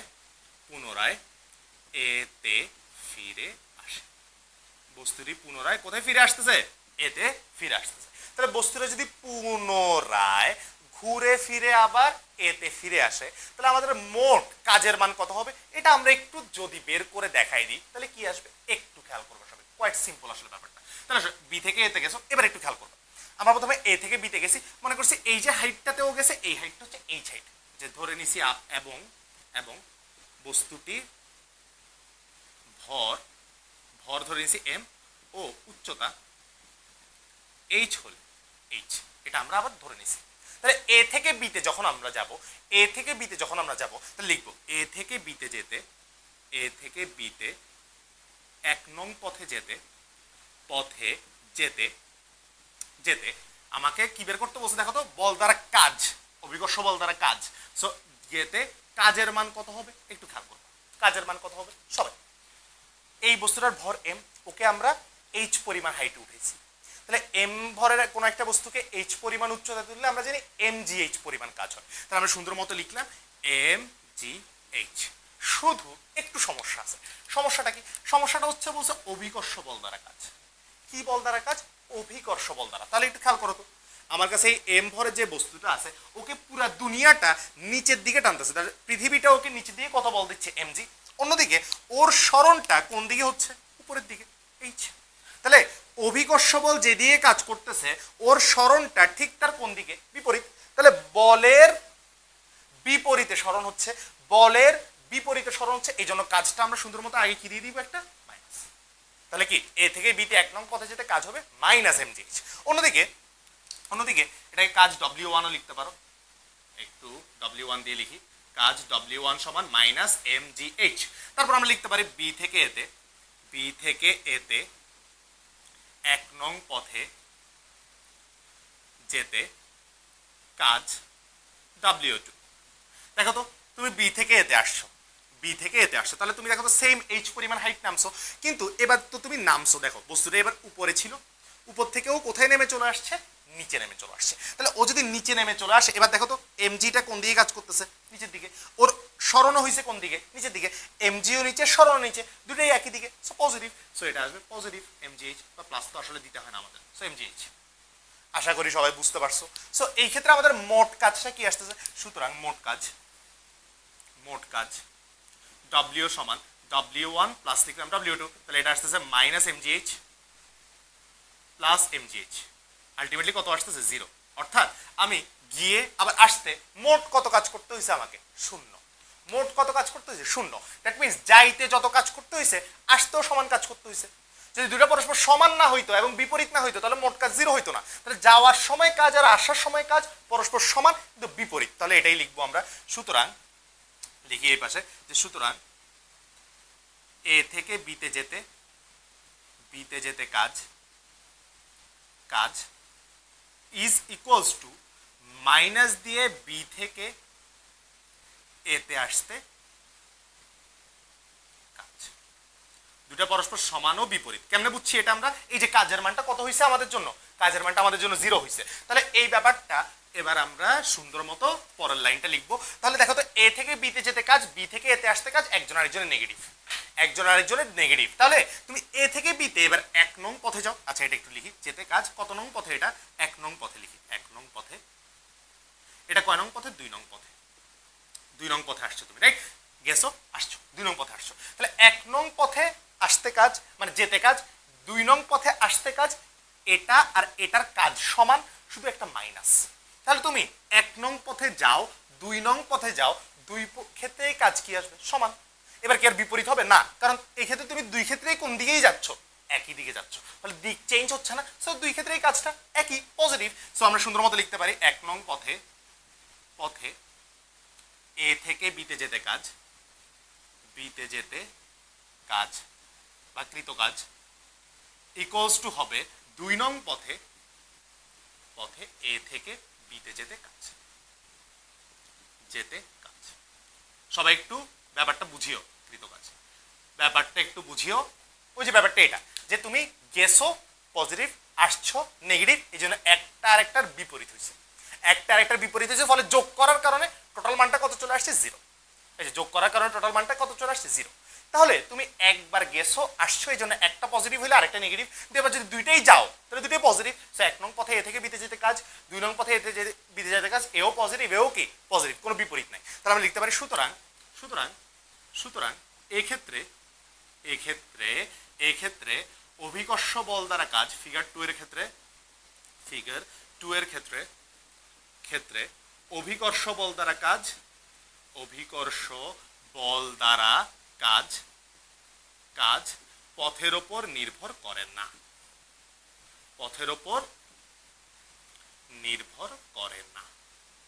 অর্থাৎ আমাদের ফিগার 1 হোক ফিগার 2 হোক, দুই ক্ষেত্রেই কাজ বা এন্ট্রপির পরিবর্তন কোনোটাই পথের ওপর নির্ভর করে না। তাহলে এই ছিল আমাদের পুরো অ্যাসাইনমেন্টটা।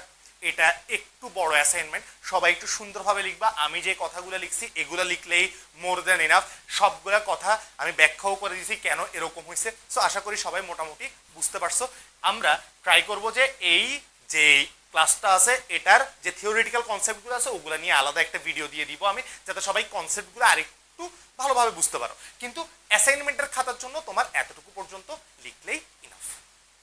তাহলে আজকে আমাদের তাপগতিবিদ্যার অ্যাসাইনমেন্ট এতটুকু পর্যন্তই। এবার একটু আমি আমাদের ফার্স্ট যে অ্যাসাইনমেন্ট আছে ভেক্টরের অ্যাসাইনমেন্ট, সেটা একটু কারেকশন করে দিব। ওই যে এক দুইটা জিনিস একটু এদিক ওদিক হয়ে গেছে, ওইটা তোমরা একটু কারেকশন করে নিবা সবাই। যেমন আমাদের ক নাম্বারে বলছিল পি কিউ ভেক্টরের সমান্তরালে একটি একক ভেক্টর নির্ণয় করতে। কি নির্ণয় করতে? একটি একক ভেক্টর। কয়টা একক ভেক্টর? একটা। আমরা ওই কোশ্চেনটা করছিলাম যে একক ভেক্টর বের করার সময় প্লাস মাইনাস দিয়ে পি কিউ ভেক্টরে কি দিয়ে ভাগ করছি? মান দিয়ে ভাগ করছি। প্লাস দিয়ে তাহলে একটা ভেক্টর বোঝাচ্ছে, মাইনাস দিয়ে আমাদের অপর ভেক্টরটা বোঝাচ্ছে। কিন্তু আমাদেরকে কিন্তু কোশ্চেনে বলে দিয়েছে কয়টা একক ভেক্টরই নির্ণয় করতে? একটা। তাহলে প্লাস মাইনাস দেওয়ার দরকার আছে যে প্লাসের জন্য একটা মাইনাসের জন্য একটা না, শুধু প্লাস একটা বের করবো। সো এই জন্য আমরা এই প্লাস মাইনাসটা সবাই একটু মুছে দিবে। এটা ঠিক করে ফেললে তোমার এই কারেকশনটা হয়ে গেছে, মানে এই ক নাম্বারটা 100% ঠিক আছে, সব কিছু ঠিক আছে, জাস্ট এই প্লাস মাইনাসটা একটু কেটে দিবা। কারণ প্লাস দিয়ে একটা ভেক্টর, মাইনাস দিয়ে অপর ভেক্টর বুঝায়, কিন্তু আমাকে বলছে কয়টা ভেক্টর বের করতে? একটা। এই জন্য আমরা প্লাস মাইনাসটা মুছে দিব। এরপর হচ্ছে ঘ উ চ। এই ঘ উ চ এর মধ্যে আমি একটু ভুল করে হচ্ছে ওই এককগুলো দিতে দেওয়া হয় নাই, মানে এককটা আমি খেয়াল করি নাই আসলে। সো এককটা আসলে পি এর যে এককটা হবে ওইটা হবে হচ্ছে তোমাদের পি এর মানটা ছিল হচ্ছে 5√2, এটার এককটা হবে হচ্ছে কিলোমিটার।